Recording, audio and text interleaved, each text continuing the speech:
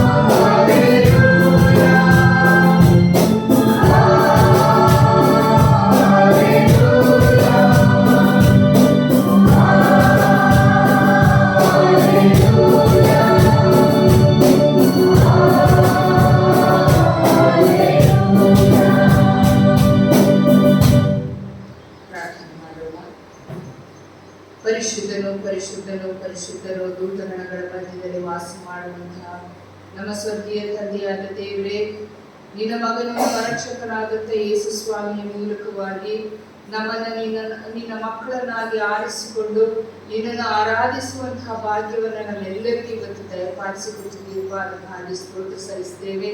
ಈ ಆರಾಧನೆಯ ಪ್ರಾರಂಭದಿಂದ ಕೊನೆಯವರೆಗೂ ನಿನ್ನ ಪ್ರಸನ್ನತೆ ಇರಲಿ ಎಂಬುದಾಗಿ ಬೇಡುತ್ತಾ ನಮ್ಮ ಪ್ರಾರ್ಥನೆಯನ್ನ ತ್ರಯೇಕ ದೇವರ ನಾಮದಲ್ಲಿ ಬೇಡಿ ಹೊಂದಿದ್ದೇವೆ ತಂದೆಯೇ. ನಾವು ಹಾಡುವ ಸಂಗೀತಗಳಲ್ಲಿ 35ನೇ ಸಂಗೀತವನ್ನ ಹಾಡೋಣ. ಸಂಗೀತಗಳಲ್ಲಿ 35.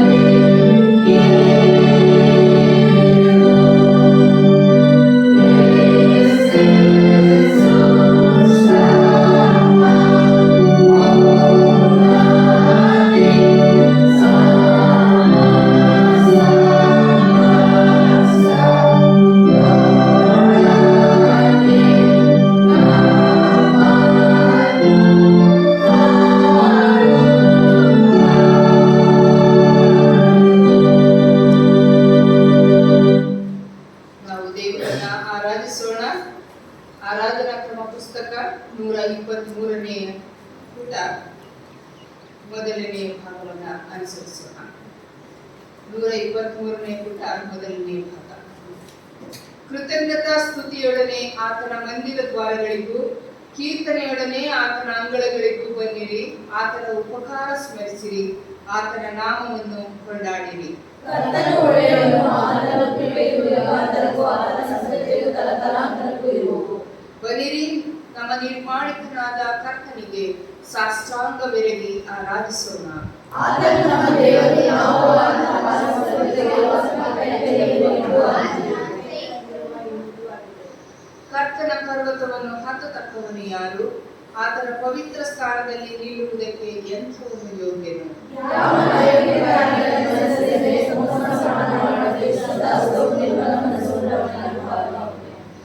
ಕರ್ತನಾದ ನಮ್ಮ ದೇವರು ಕರುಣಿಸುವವನು ಕ್ಷಮಿಸುವವನು ಆಗಿದ್ದಾನೆ. ನಾವು ಆತನಿಗೆ ತಿರುಗಿ ಬಿದ್ದೆವಲ್ಲ. ಕರ್ತನಾದ ನಮ್ಮ ದೇವರ ಮಾತನ್ನು ಕೇಳಲಿಲ್ಲ, ನಮಗೆ ಗೊತ್ತು ಮಾಡಿದ ಧರ್ಮ ಮಾರ್ಗದಲ್ಲಿ ನಡೆಯಲಿಲ್ಲ. ಕುಗ್ಗಿದ ಮನಸ್ಸೇ ದೇವರಿಗೆ ಇಷ್ಟ ಇಲ್ಲ, ದೇವರೇ ಪಶ್ಚಾತ್ತಾಪದಿಂದ ಜೀವದ ಮನಸ್ಸನ್ನು ನಿರೀಕ್ಷಿಸುವುದಿಲ್ಲ.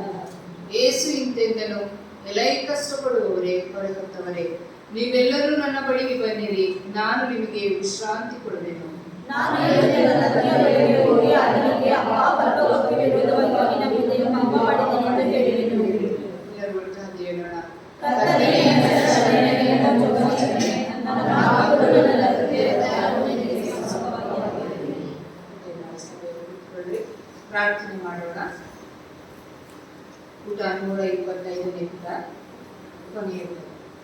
ಸರ್ವಶಕ್ತನಾದ ದೇವರೇ, ನಮ್ಮ ಕರ್ತನಾದ ಯೇಸು ಕ್ರಿಸ್ತನ ಮುಖಾಂತರ ನಮ್ಮ ಆರಾಧನೆಯನ್ನು ಕೃತಜ್ಞತಾಸ್ತುತಿಯನ್ನು ನಿನಗೆ ಸಮರ್ಪಿಸಲು ನಿನ್ನ ಪಾದಸನ್ನಿಧಿಗೆ ಬಂದಿರುತ್ತೇವೆ.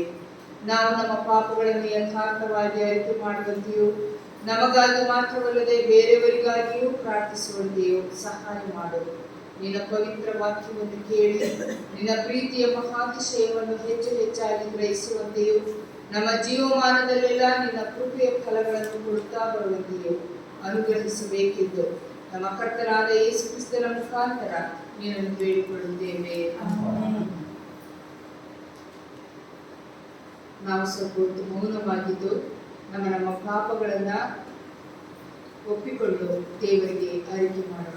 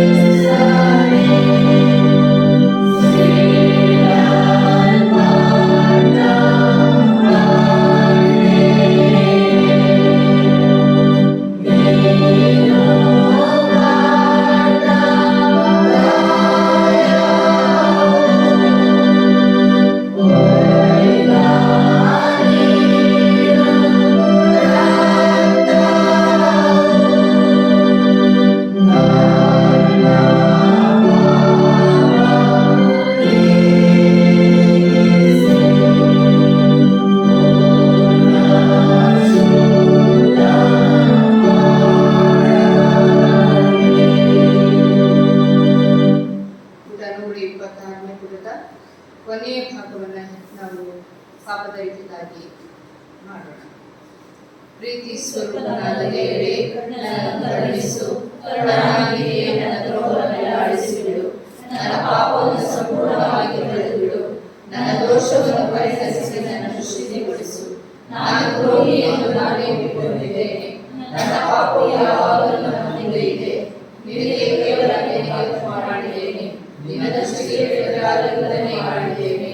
ದೇವರೇ, ನನ್ನ ಶುದ್ಧ ಹೃದಯವನ್ನು ನಿಲ್ಲಿಸು, ನನಗೆ ಸ್ಥಿರ ಚಿತ್ತವನ್ನು ಅನುಗ್ರಹಿಸಿ ನನ್ನನ್ನು ಕರುಣಿಸು. ನಿನ್ನ ರಕ್ಷಣಾ ಅನುಭವವನ್ನು ನನ್ನ ಹೃದಯಕ್ಕೆ ವಿಶ್ವಾಸನೆ ಮಾಡು, ನನ್ನಲ್ಲಿ ಸಿದ್ಧ ಮನಸ್ಸನ್ನು ಹುಟ್ಟಿಸಿ ನನಗೆ ಆಜ್ಞಾನ ಮಾಡು. ಕೃಪಾಳು ಪ್ರಭುವೇ, ನಿನ್ನ ವಿಶ್ವಾಸಿಗಳಿಗೆ ಪಾಪ ಕ್ಷಮೆಯನ್ನು ಶಾಂತಿಯನ್ನು ಅನುಗ್ರಹಿಸಿ ಅವರು ತಮ್ಮ ಎಲ್ಲಾ ಪಾಪಗಳಿಂದ ಶುದ್ಧೀಕರಣವನ್ನು ಹೊಂದಿ ಶಾಂತಚಿತ್ತರಾಗಿ ನಿನ್ನನ್ನು ಸೇವಿಸುವಂತೆ ದಯಪಾಲಿಸಬೇಕೆಂದು ನಮ್ಮ ಕರ್ತನಾದ ಯೇಸು ಕ್ರಿಸ್ತನ ಮುಖಾಂತರ ನಿನ್ನನ್ನು ಬೇಡಿಕೊಳ್ಳುತ್ತೇವೆ. ನಾವು ಉದ್ಯುಕ್ತಿಯಾಗಿ ಕೀರ್ತನೆಗಳ ಸಂಗ್ರಹದಲ್ಲಿ ಓದಿಕೊಳ್ಳೋಣ. ಕೀರ್ತನೆ 139ನೇ ಕೀರ್ತನೆ.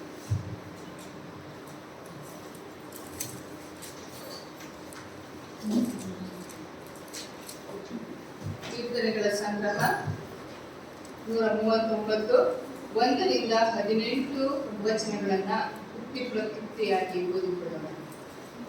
ಯೆಹೋವನೇ, ನೀನು ನನ್ನನ್ನು ಪರೀಕ್ಷಿಸಿ ತಿಳುಕೊಂಡಿದ್ದಿ.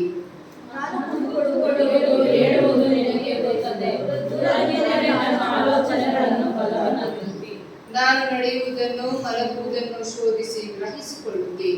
ನನ್ನ ನಡತೆಯೆಲ್ಲ ನಿನಗೆ ಗೋಚರವಾಗಿದೆ.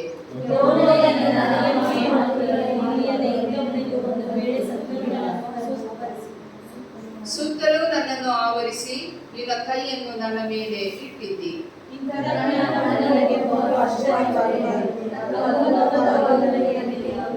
ನಾನು ನಿನ್ನ ಆತ್ಮಕ್ಕೆ ತಪ್ಪಿಸಿಕೊಳ್ಳುವಂತೆ ಎಲ್ಲಿಗೆ ಹೋಗಲಿ?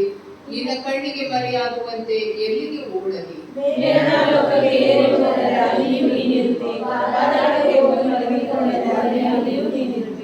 ಅರುಣನ ರೆಕ್ಕೆಗಳನ್ನು ಕಟ್ಟಿಕೊಂಡು ಹಾರಿ ಹೋಗಿ ಸಮುದ್ರದ ಕಟ್ಟ ಕಡೆಯಲ್ಲಿ ವಾಸ ಮಾಡೇನೆಂದರೆ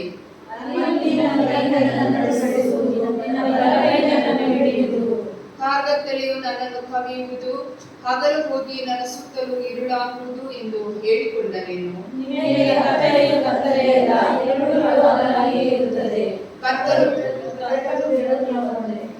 ನನ್ನ ಅಂತರಿಂದ್ರಿಯಗಳನ್ನು ಉಂಟು ಮಾಡಿದವನು, ತಾಯಿಯ ಗರ್ಭದಲ್ಲಿ ನನ್ನನ್ನು ರೂಪಿಸಿದವನು ನೀನಲ್ಲವೋ?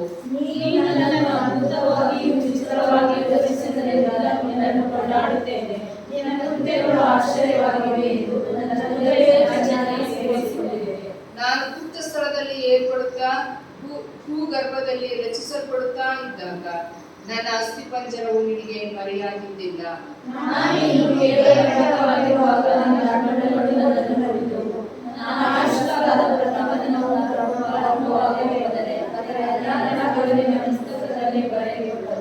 ದೇವರೇ, ನಿನ್ನ ಸಂಕಲ್ಪಗಳು ನನ್ನ ಎಣಿಕೆಯಲ್ಲಿ ಎಷ್ಟೋ ಗೌರವವಾಗಿವೆ. ಅವುಗಳ ಒಟ್ಟು ಅಸಂಖ್ಯವಾಗಿವೆ.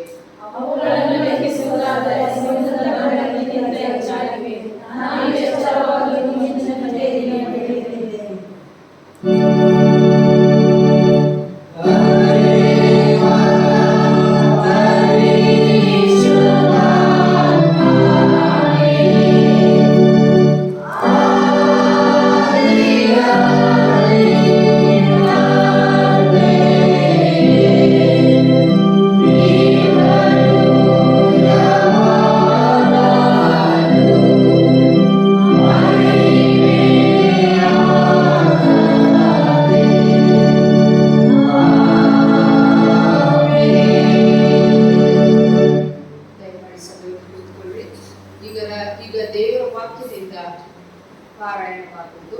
ಮೊದಲನೇದಾಗಿ ಹಳೆ ಒಡಂಬಡಿಕೆಯಿಂದ ದೇವರ ವಾಕ್ಯವು ಪಾರಾಯಣವಾಗುವುದು.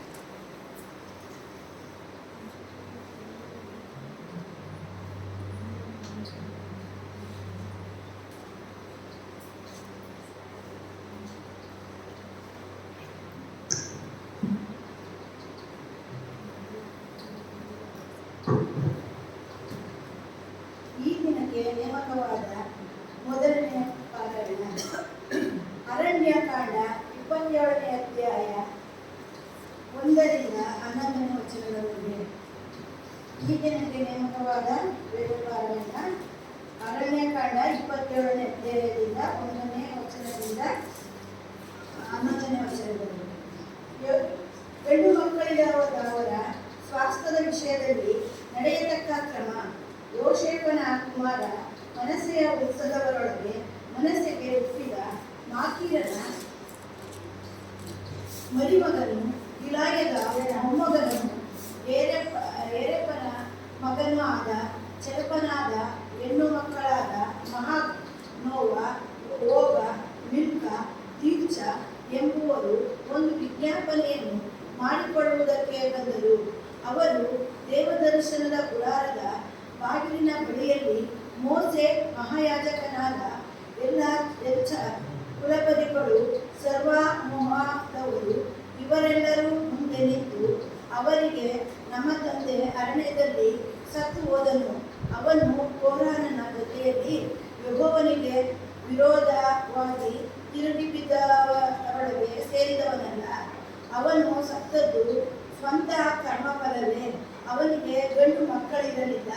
ನಮ್ಮ ತಂದೆಗೆ ಗಂಡು ಮಕ್ಕಳಿಲ್ಲದ ಮಾತ್ರದಿಂದ ಅವನ ಹೆಸರು ಕುಲದಿಂದ ತೆಗೆದುಕೊಳ್ಳುವುದು ನ್ಯಾಯವೋ? ತಂದೆಯ ಕುಲದವರೊಳಗಿಂದ ನಮಗೂ ಸ್ವಾಸ್ಥ್ಯವನ್ನು ಕೊಡಬೇಕೆಂದು ಕೇಳಿಕೊಂಡರು. ಮೋಸೆಯು ಅವರ ಪ್ರಾರ್ಥನೆಯನ್ನು ಯೆಹೋವನ ಬಳಿಯಲ್ಲಿ ವಿಚಾರಿಸಲಾಗಿ, ಆತನು ಅವನಿಗೆ ಆಜ್ಞಾಪಿಸಿದ್ದೇನೆಂದರೆ, ಜಲ್ಪದಾನ ಹೆಣ್ಣು ಮಕ್ಕಳು ಹೇಳುವುದು ನ್ಯಾಯ. ಅವರ ತಂದೆಯ ಕುಲದವರೊಂದಿಗೆ ಅವರಿಗೂ ನೀನು ಸ್ವಾಸ್ಥ್ಯವನ್ನು ಕೊಡಬೇಕು. ತಂದೆಯ ಸ್ವಾಸ್ಥ್ಯವು ಅವರಿಗೆ ಬರಲಿ. ಮತ್ತು ನೀನು ಇಸ್ರಾಯೇಲರಿಗೆ ಹೀಗೆ ಆಜ್ಞಾಪಿಸು, ಯಾವನಾದರೂ ಮಗನಿಲ್ಲದೆ ಸತ್ತರೆ ಅವನ ಸ್ವಾಸ್ಥ್ಯವು ಅವನ ಮಗಳಿಗೆ ಆಗಬೇಕು. ಮಗಳು ಇಲ್ಲದ ಪಕ್ಷಕ್ಕೆ ಅವನು ಸ್ವಾಸ್ಥ್ಯವನ್ನು ಅವನ ಅಣ್ಣ ತಮ್ಮಂದಿರಿಗೆ ಕೊಡಬೇಕು. ಅಣ್ಣ ತಮ್ಮಂದಿರಿಗೆ ಇಲ್ಲದ ಪಕ್ಷಕ್ಕೆ ತಂದೆಯ ಅಣ್ಣ ತಮ್ಮಂದಿರಿಗೆ ಕೊಡಬೇಕು. ಇವರು ಇಲ್ಲದಿದ್ದರೆ ಕುಲದವರಲ್ಲಿ ಸಮೀಪ ಬಂಧುವಿಗೆ ಕೊಡಬೇಕು. ಇವನೇ ಅದನ್ನು ಅನುಭೋಗಿಸಲಿ. ಯೆಹೋವನು ಮೋಸೆಗೆ ಅಪ್ಪಣೆ ಮಾಡಿದ ಈ ತೀರ್ಮಾನವು ಇಸ್ರಾಯೇಲರಿಗೆ ನ್ಯಾಯವಿಧಿಯಾಗಿರಬೇಕು. ದೇವರೇ ನಿನಗೆ ಸ್ತೋತ್ರವಾಗಲಿ. ನಾವು ಹಾಡುವ ಕೀರ್ತನೆಗಳಲ್ಲಿ 66ನೇ ಕೀರ್ತನೆಯನ್ನ ಹಾಡುವ ಕೀರ್ತನೆಗಳಲ್ಲಿ 66.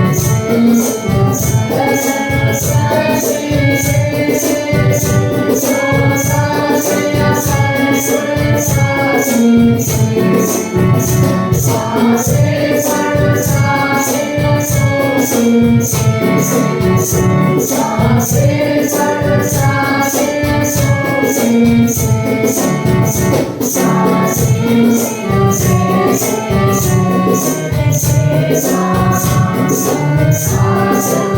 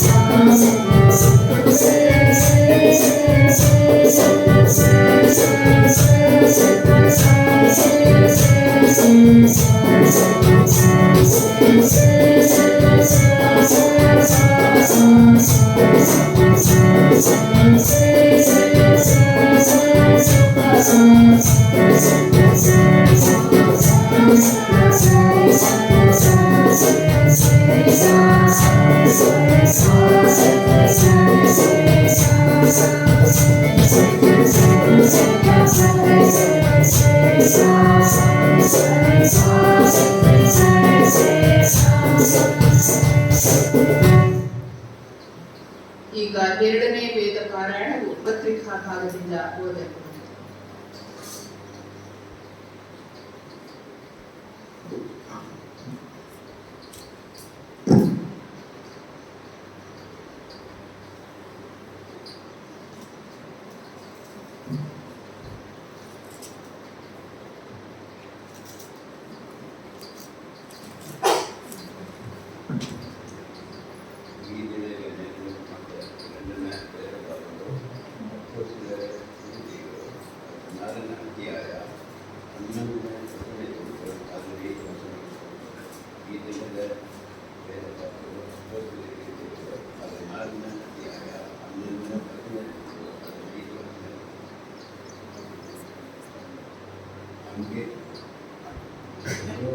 ಕಪ್ಪಲೇರಿ ಸಮುದ್ರಕ್ಕೆ ತೀರಿ ಮರುನಾಳಿಗೆ ಮರುವಾದರೆ ನೇರಗೋಳಿ ಪಟ್ಟಣಕ್ಕೆ ನೇರಾಗಿ ಹೋಗಿ அங்கேயிருந்து மகுதேனியா தேசத்து நாடுகளில் ஒன்றிற்கு தலைமையானதும் ரோமர் குடியேறுவதுமான பிலிப்பி பட்டணத்துக்கு வந்து அந்த பட்டணத்திலே சில நாள் தங்கியிருந்தோம். ஓய்வு நாளில் நாங்கள் பட்டணத்துக்கு வெளியே போய் ஆற்றின் அருகே வழக்கமாய் பண்டிகைகளுக்கு உட்கார்ந்து அங்கே கூடி வந்த ஸ்திரீகளுக்கு உபதேசித்தோம். அப்பொழுது யாத்திரா ஊராலும் ரத்தாபரம் இருக்கிறவனும் தேவனை மனைவிகளும் ஆகிய ஈதியார் என்னும் கேட்டுக்கொண்டிருந்தார். பவுல் சொல்லியவைகளை கவனிக்கும்படி கர்த்தர் அவள் இருதயத்தை திறந்திருந்தார். அவளும் அவள் வீட்டாரும் ஞானஸ்நானம் பெற்ற பின்பு அவள் எங்களை நோக்கி, நீங்கள் என்னை கர்த்தரிடத்தில் விசுவாசம் உள்ளவர் என்று எண்ணினால் என் வீட்டிலே வந்து தங்கியிருங்கள் என்று எங்களை வருந்தி கேட்டுக்கொண்டார். ಕ್ರಿಸ್ತನೇ ನಿನಗೆ ಸ್ತೋತ್ರವಾಗಲಿ. ಈಗ ನಾವು ಸ್ತುತಿಗೀತೆಗಳ ಪುಸ್ತಕದಲ್ಲಿ ಕೆಲವು ಹಾಡುಗಳನ್ನ ಹಾಡೋಣ. ಮೊದಲನೇದಾಗಿ 103ನೆಯ ರಾಗವನ್ನ ಹಾಡೋಣ. 103ನೆಯ ರಾಗ ಸ್ತುತಿಗೀತೆಗಳ ಪುಸ್ತಕ. ಮಹಿಮೆ ಮಹಿಮೆ ಸದಾ ಆತನಿಗೆ. Thank you.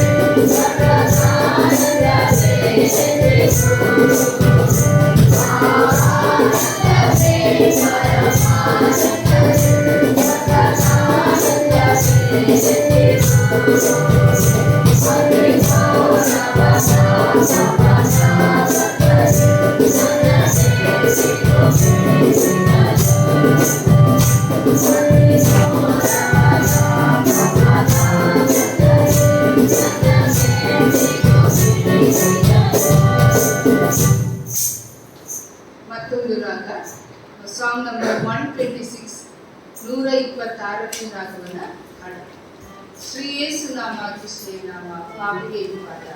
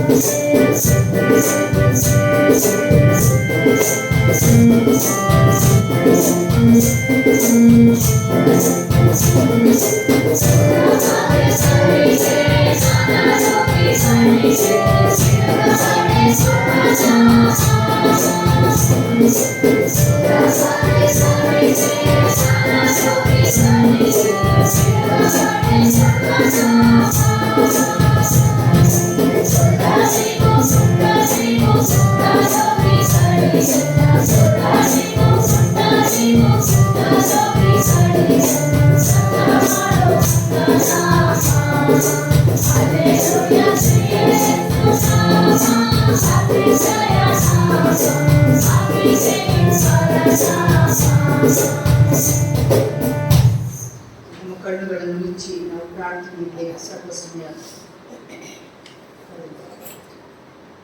ಪ್ರೀತಿ ಸ್ವರೂಪನಾದಂತಹ ನಮ್ಮ ಸ್ವರ್ಗೀಯ ತಂದೆಯಾದ ದೇವರೇ, ನೀನು ಒಳ್ಳೆಯವನು ಸ್ವಾಮಿ.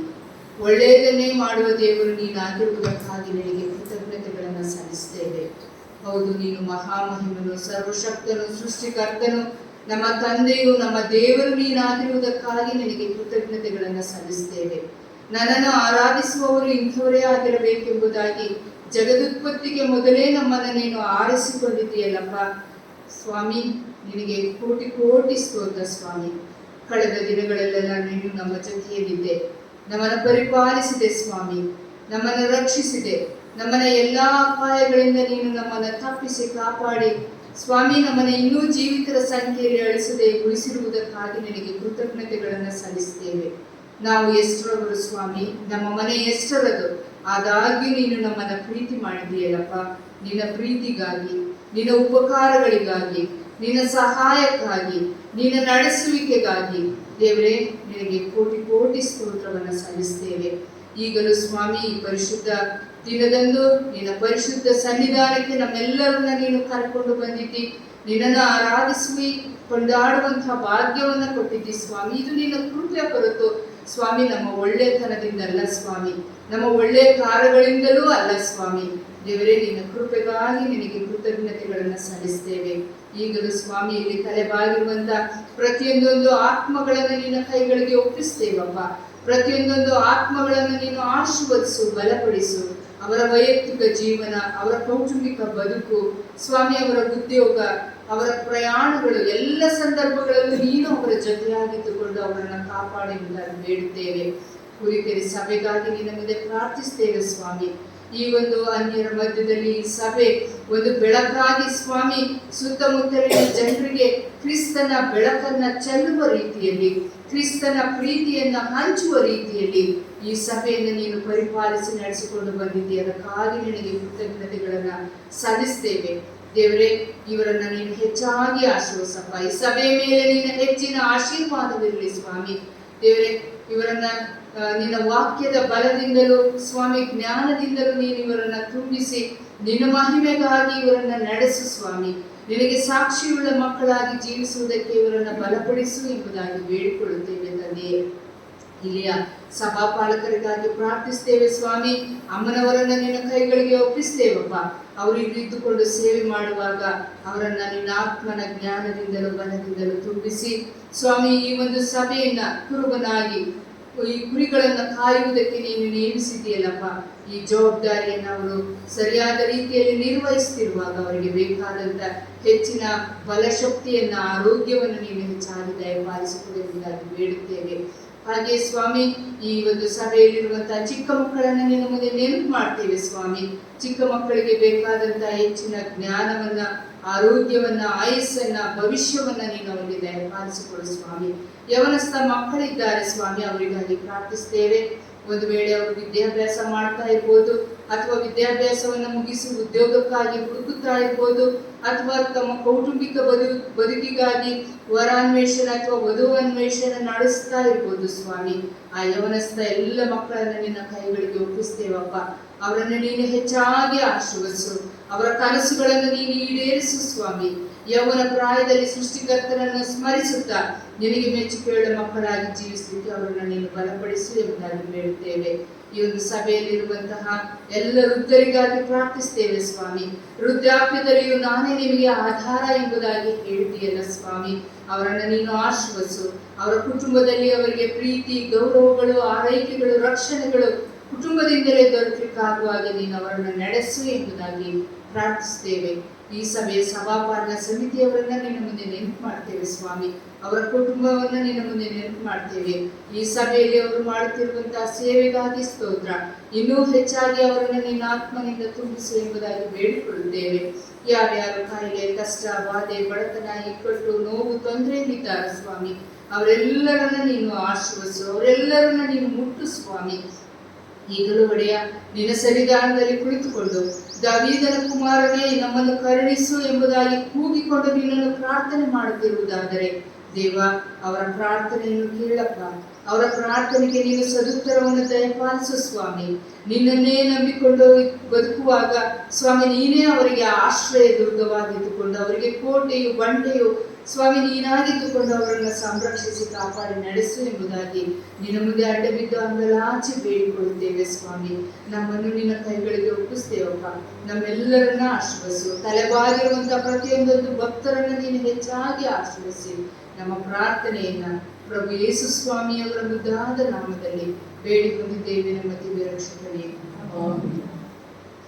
ನಾವೆಲ್ಲರೂ ಎದ್ದು ನಿಂತುಕೊಂಡು ನಮ್ಮ ಆರಾಧನಾ ಕ್ರಮ ಪುಸ್ತಕದಲ್ಲಿ ಅಪೋಸ್ತಲರ ವಿಶ್ವಾಸ ಸೂತ್ರವನ್ನ ಒಟ್ಟಾಗಿ ತನಿಖೆ ಮಾಡೋಣ. ಪುಟ ಸಂಖ್ಯೆ 128. ಅಪೋಸ್ತಲರ ವಿಶ್ವಾಸ ಸೂತ್ರ. ಪರಲೋಕ ಭೂಲೋಕಗಳನ್ನು ಸೃಷ್ಟಿಸಿದ ಸರ್ವಶಕ್ತನಾಗಿರುವ ತಂದೆಯಾದ ದೇವರನ್ನು ನಂಬುತ್ತೇನೆ. ಆತನೇ ಕುಮಾರನಾಗಿರುವ ನಮ್ಮ ಪ್ರಭುವಾದ ಯೇಸು ಕ್ರಿಸ್ತನನ್ನು ನಂಬುತ್ತೇನೆ. ಇಂದು ಪರಿಶುದ್ಧಾತ್ಮನಿಂದ ಕನ್ಯೆಯ ಗರ್ಭದಲ್ಲಿ ಧರಿಸಲ್ಪಟ್ಟು ಆಕೆಯು ಹುಟ್ಟಿ ಪಿಲಾತನಾಗಿ ಪ್ರತಿಷ್ಠೆ ಹೊಂದಿ ಶಿಲುಬೆಗೆ ಸೆಳೆಯಲ್ಪಟ್ಟು ಸತ್ತಲ್ಪಟ್ಟು ಪಾತಾಳಕ್ಕೆ ಇಳಿದು ಮೂರನೆಯ ದಿನದಲ್ಲಿ ಸತ್ತವರೊಳಗಿಂದ ಎದ್ದು ಪರಲೋಕಕ್ಕೆ ಹೋಗಿ ಸರ್ವಶಕ್ತನಾಗಿರುವ ತಂದೆಯಾದ ದೇವರ ಕೃಪಾಸನದಲ್ಲಿ ಕುಳಿತುಕೊಂಡಿರುತ್ತಾನೆ. ಈತನ ಅಲ್ಲಿಂದ ಬಂದು ಬದುಕಿರುವವರಿಗೂ ಸತ್ತವರಿಗೆ ನ್ಯಾಯ ತೀರಿಸುವನೆಂದು ನಂಬುತ್ತೇನೆ. ನಾನು ಪರಿಶುದ್ಧಾತ್ಮನನ್ನು ನಂಬುತ್ತೇನೆ. ಮುಂದೆ ವರ್ಷದ ಕ್ರಿಸ್ತ ಸಭೆ, ಭಕ್ತರ ಅನ್ಯೋನ್ಯತೆಯು, ಪಾಪದ ಪರಿಹಾರವು, ಹೃದಯದ ಪುನರುತ್ಥಾನವು, ನಿತ್ಯ ಜೀವವನ್ನು ನಂಬುತ್ತೇವೆ. ಆಮೆನ್. ದಯವಿಟ್ಟು ಸಭೆಯನ್ನು ಕುಳಿತುಕೊಳ್ಳ್ರಿ. ಈಗ ಸಭಾ ಪ್ರಕಟಣೆ ಓದಲ್ಪಡುತ್ತದೆ.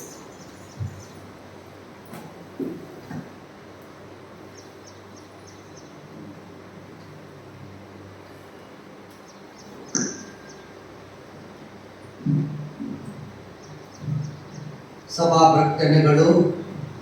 ಆರಾಧನೆಗೆ ಕೂಡಿದು ಬಂದಿರುವ ನಮ್ಮ ಸಭೆಯವರಾದ ಹಾಗೂ ಇತರೆ ಸಭೆಯಿಂದ ಬಂದಿರುವ ಸದಸ್ಯರಿಗೆ ಸ್ವಾಗತಿಸಿ ವಂದಿಸುವರಾಗಿರುತ್ತೇವೆ. ಕೀರ್ತನೆ ಆಡುತ್ತಿರುವಾಗ ದೈವ ಕಾಣಿಕೆ ಸ್ವೀಕರಿಸಲಾಗುವುದು. ಮುಂದಿನ ವಾರ ಬೆಳಿಗ್ಗೆ 8:15ಕ್ಕೆ ಆರಾಧನೆ ಪ್ರಾರಂಭವಾಗುವುದು. ಹಾಗೂ ಕಳೆದ ವಾರ ತಮ್ಮ ಜನ್ಮದಿನ ಹಾಗೂ ಮದುವೆ ವಾರ್ಷಿಕೋತ್ಸವವನ್ನು ಕಂಡಂತಹ ಎಲ್ಲರಿಗೂ ಸಭೆಯ ಪರವಾಗಿ ಶುಭವನ್ನು ಕೋರುತ್ತೇವೆ. ಮುಂದಿನ ವಾರ ಖರ್ಜೂರ ಗರಿಗಳ ಭಾನುವಾರದ ಆರಾಧನೆಯು ಇರುವುದರಿಂದ ಸಭೆಯವರು ಸರಿಯಾಗಿ 8:15 ಬರುವಂತೆ ಈ ಮೂಲಕ ತಿಳಿಸುತ್ತೇವೆ. ಮತ್ತು ಮುಂದಿನ ವಾರ ಕರ್ತನ ರಾತ್ರಿ ಭೋಜನ ಆರಾಧನೆಯೂ ಇರುತ್ತದೆ. ಪೂರ್ಣ ಸಭಾಂಗಗಳು ಸಿದ್ಧರಾಗುವಂತೆ ಈ ಮೂಲಕ ತಿಳಿಸುತ್ತೇವೆ. ಈ ವಾರ ನಮ್ಮ ದೇವಾಲಯವನ್ನು ಸ್ವಚ್ಛಗೊಳಿಸಿದವರು ಶ್ರೀಯುತ ಸಾಮ್ಯುಯಲ್ ಕುಟುಂಬದವರು. ದೇವರು ನಿಮ್ಮನ್ನು ಆಶೀರ್ವದಿಸಲಿ.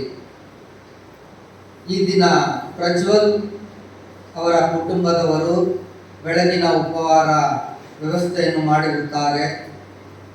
ಹಾಗೂ ಈ ದಿನ ಆರಾಧನೆ ನಂತರ ಮಹಿಳೆಯರ ಕೂಟ ಮತ್ತು ಯುವಜನರ ಕೂಟವಿರುತ್ತದೆ. ಕಳೆದ ವಾರದ ಒಟ್ಟು ಕಾಣಿಕೆಗಳ ವಿವರ. ಚೀಲದಿಂದ ಬಂದಂಥ ಕಾಣಿಕೆ 560, ಬಿಲ್ಡಿಂಗ್ ಫಂಡ್ ಮುಖಾಂತರ ಬಂದ ಕಾಣಿಕೆ 10,000 ಹಾಗೂ ಶುಕ್ರವಾರ ಆರಾಧನೆ ಕಾಣಿಕೆ 600 ರೂಪಾಯಿಗಳು. ಒಟ್ಟು 11,160 ಒಟ್ಟು 11,160 ರೂಪಾಯಿಗಳು.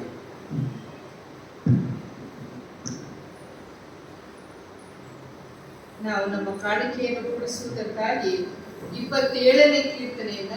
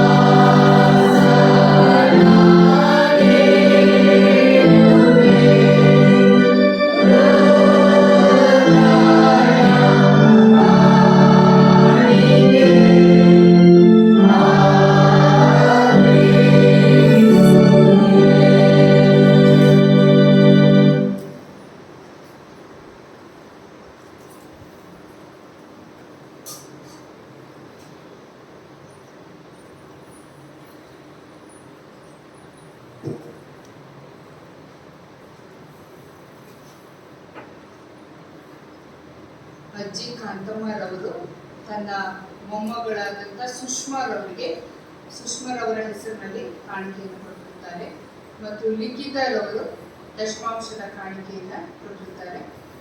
ಸುಷ್ಮಾ ಇವರ ಜನ್ಮದಿನದ ಕಾಣಿಕೆಯನ್ನು ಅಜ್ಜಿ ಕಾಂತಮ್ಮರವರು ದೇವರಿಗೆ ಸಮರ್ಪಿಸಿರುತ್ತಾರೆ.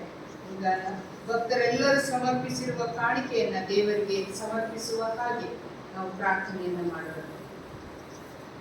ಎಲ್ಲ ಒಳ್ಳೆಯ ವರದಾನಗಳಿಗೆ ಮೂಲಕರ್ತನಾದಂತಹ ನಮ್ಮ ಸ್ವರ್ಗೀಯ ತಂದೆಯಾದ ದೇವರೇ, ನಮ್ಮ ಜೀವನಕ್ಕೆ ನೀನು ಬೇಕಾದವುಗಳನ್ನು ತಕ್ಕ ಸಮಯದಲ್ಲಿ ಒದಗಿಸುವಾತನು ನೀನು ಎನ್ನುವ ಅನುಭವಕ್ಕೆ ನಮ್ಮನ್ನು ನೀನು ನಡೆಸಿಕೊಂಡು ಬಂದಿರುವುದಕ್ಕಾಗಿ ನಿನಗೆ ಕೃತಜ್ಞತೆಗಳನ್ನು ಸಲ್ಲಿಸ್ತೇವೆ. ಹೌದು ಒಡೆಯನೇ, ನೀನು ನಮ್ಮ ಜೀವನಕ್ಕೆ ಕೊಟ್ಟಿದ್ದರಿಂದಲೇ ಎಲ್ಲವೂ ಸ್ವಾಮಿ. ನೀನು ಕೊಡದೆ ಹೋದರೆ ನಮ್ಮ ಜೀವನಕ್ಕೆ ಏನೂ ಇಲ್ಲ ಒಡೆಯ. ಇದನ್ನು ನಾವು ಅರ್ಥ ಮಾಡಿಕೊಂಡು ಸ್ವಾಮಿ, ನೀನು ನಮಗೆ ನಮ್ಮ ಬದುಕಿಗೆ ಮಾಡಿದಂಥ ಎಲ್ಲ ಉಪಕಾರಗಳನ್ನು ನೆನಪು ಮಾಡಿಕೊಂಡು ನಿನ್ನ ಸನ್ನಿಧಾನಕ್ಕೆ ನಾವು ಕಾಣಿಕೆಯ ರೂಪದಲ್ಲಿ ಸ್ವಾಮಿ ನಿನ್ನ ಮುಂದೆ ಕಾಣಿಸಿಕೊಂಡಿದ್ದೇವೆ. ನೀನು ಮಾಡಿದಂತಹ ಎಲ್ಲ ಉಪಕಾರಗಳಿಗಾಗಿ ಕೃತಜ್ಞತೆಯನ್ನು ಸಲ್ಲಿಸ್ತೇವೆ. ತಂದೆಯಾದ ದೇವರೇ, ನಿನ್ನ ಒಬ್ಬನೇ ಮಗನನ್ನ ನಮಗೆ ಕಳುಹಿಸಿಕೊಡುವುದರ ಮೂಲಕ ಕೊಡುವುದನ್ನ ನೀನು ಕಲಿಸಿಕೊಟ್ಟಿದೆಯಲ್ಲಪ್ಪ, ಅದಕ್ಕಾಗಿ ನಿನಗೆ ಕೃತಜ್ಞತೆಗಳನ್ನು ಸಲ್ಲಿಸ್ತೇವೆ.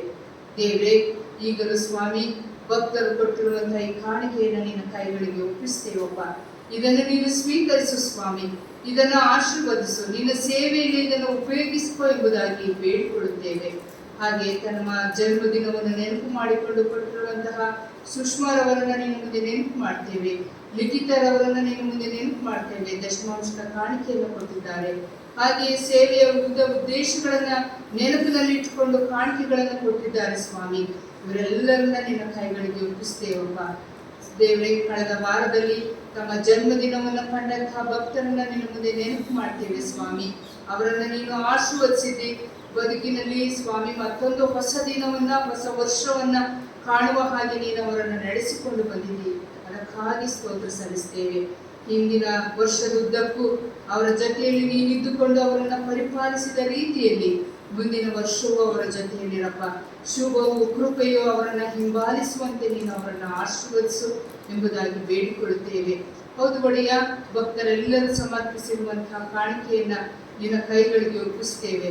ಅವರು ಯಾವ ಯಾವ ಉದ್ದೇಶದಿಂದ ನಿನಗೆ ಕಾಣಿಕೆಯನ್ನು ಕೊಟ್ಟಿದ್ದಾರೋ ಅದನ್ನು ನೀನು ಮಾತ್ರ ಬಲ್ಲೆ ಸ್ವಾಮಿ. ಅವರ ಕಾಣಿಕೆಗಳ ಅಲ್ಪವೇ ಆದರೂ ದೇವರೇ, ಪ್ರೀತಿಯಿಂದ ಕೊಡುವವನ ಮೇಲೆ ನಿನಗೆ ಪ್ರೀತಿ ಉಂಟು ಸ್ವಾಮಿ. ಹೌದು, ಅವರನ್ನ ಇನ್ನೂ ಹೆಚ್ಚಾಗಿ ಆಶೀರ್ವಸಪ್ಪ. ನಿನ್ನ ಸೇವೆಗೆ ಇನ್ನೂ ಹೆಚ್ಚಾಗಿ ಕಾಣಿಕೆ ಕೊಡುವುದಕ್ಕೆ ಅವರ ಕೈಗಳನ್ನು ನೀನು ಬಲಪಡಿಸು ಎಂಬುದಾಗಿ ಬೇಡಿಕೊಳ್ಳುತ್ತೇವೆ. ಈ ಕಾಣಿಕೆಯನ್ನು ಮಾತ್ರವಲ್ಲ ಸ್ವಾಮಿ, ನಮ್ಮನ್ನೇ ನಿನ್ನ ಕೈಗಳಿಗೆ ಒಪ್ಪಿಸ್ತೇವಪ್ಪ. ನಮ್ಮನ್ನು, ಈ ಕಾಣಿಕೆಯನ್ನು ನೀನು ಸ್ವೀಕರಿಸು ಸ್ವಾಮಿ. ನಿನ್ನ ಮಹಿಮೆಗಾಗಿ ನಮ್ಮೆಲ್ಲರನ್ನು ಉಪಯೋಗಿಸಿಕೋ ಎಂಬುದಾಗಿ ಯೇಸು ಸ್ವಾಮಿಯವರ ಮುದ್ದಾದ ನಾಮದಲ್ಲಿ ಬೇಡಿಕೊಂಡಿದ್ದೇವೆ ನಮ್ಮ ದಿವ್ಯ ರಕ್ಷಕನೇ.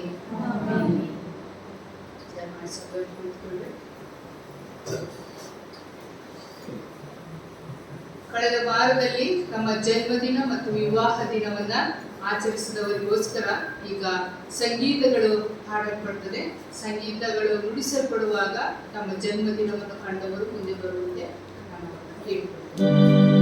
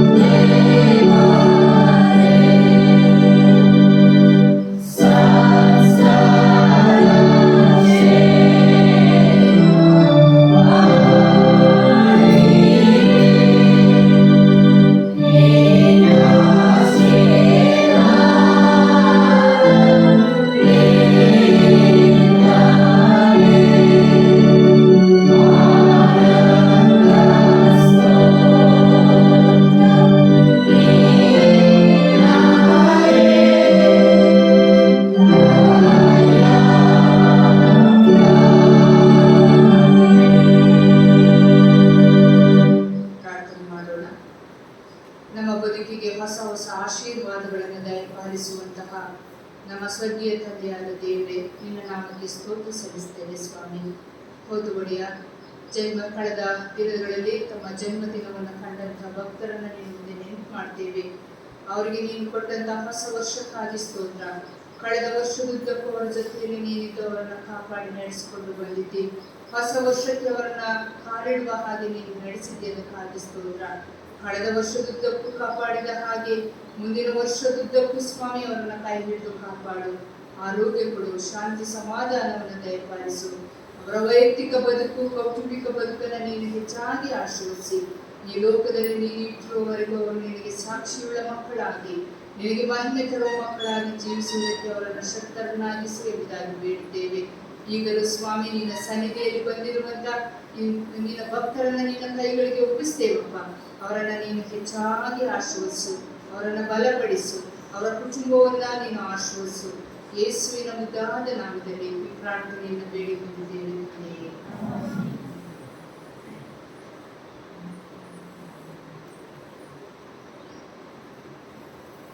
ನಿಮ್ಮೊಳಗೆ ಯಾವ ವ್ಯಾಧಿ ಉಂಟಾಗದಂತೆ ಮಾಡುವೆನು. I will take sickness away from the midst of you.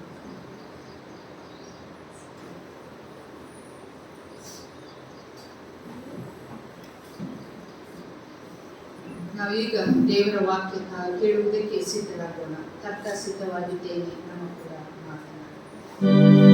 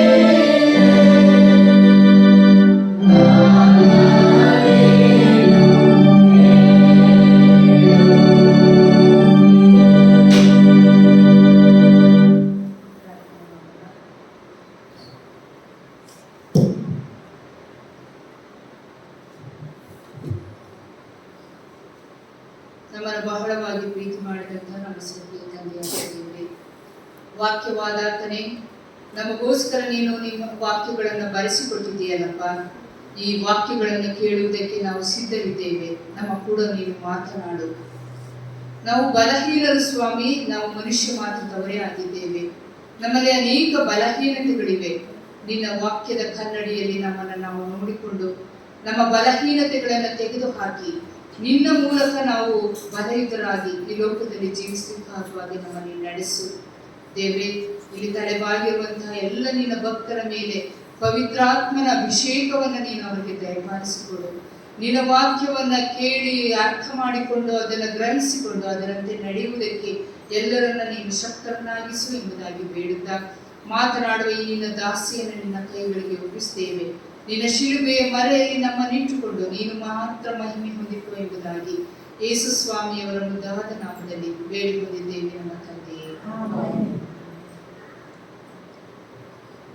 ಇವತ್ತು CSI ಹುಲಿಕೆರೆ ದೇವಾಲಯಕ್ಕೆ ಬಂದು ನಿಮ್ಮೊಟ್ಟಿಗೆ ಆರಾಧನೆಯಲ್ಲಿ ಪಾಲು ತಕ್ಕೊಂಡು ದೇವರ ವಾಕ್ಯವನ್ನ ಹಂಚುವಂತಹ ಭಾಗ್ಯವನ್ನ ದೇವರು ನನಗೆ ಕೊಟ್ಟಿದ್ದಾನೆ. ಹಾಗಾಗಿ ಮೊದಲನೇದಾಗಿ ನಾನು ತಂದೆಯಾದ ದೇವರಿಗೆ ನಾನು ಹೃದಯಪೂರ್ವಕವಾದಂತಹ ಕೃತಜ್ಞತೆಗಳನ್ನು ಸಲ್ಲಿಸ್ತೇನೆ.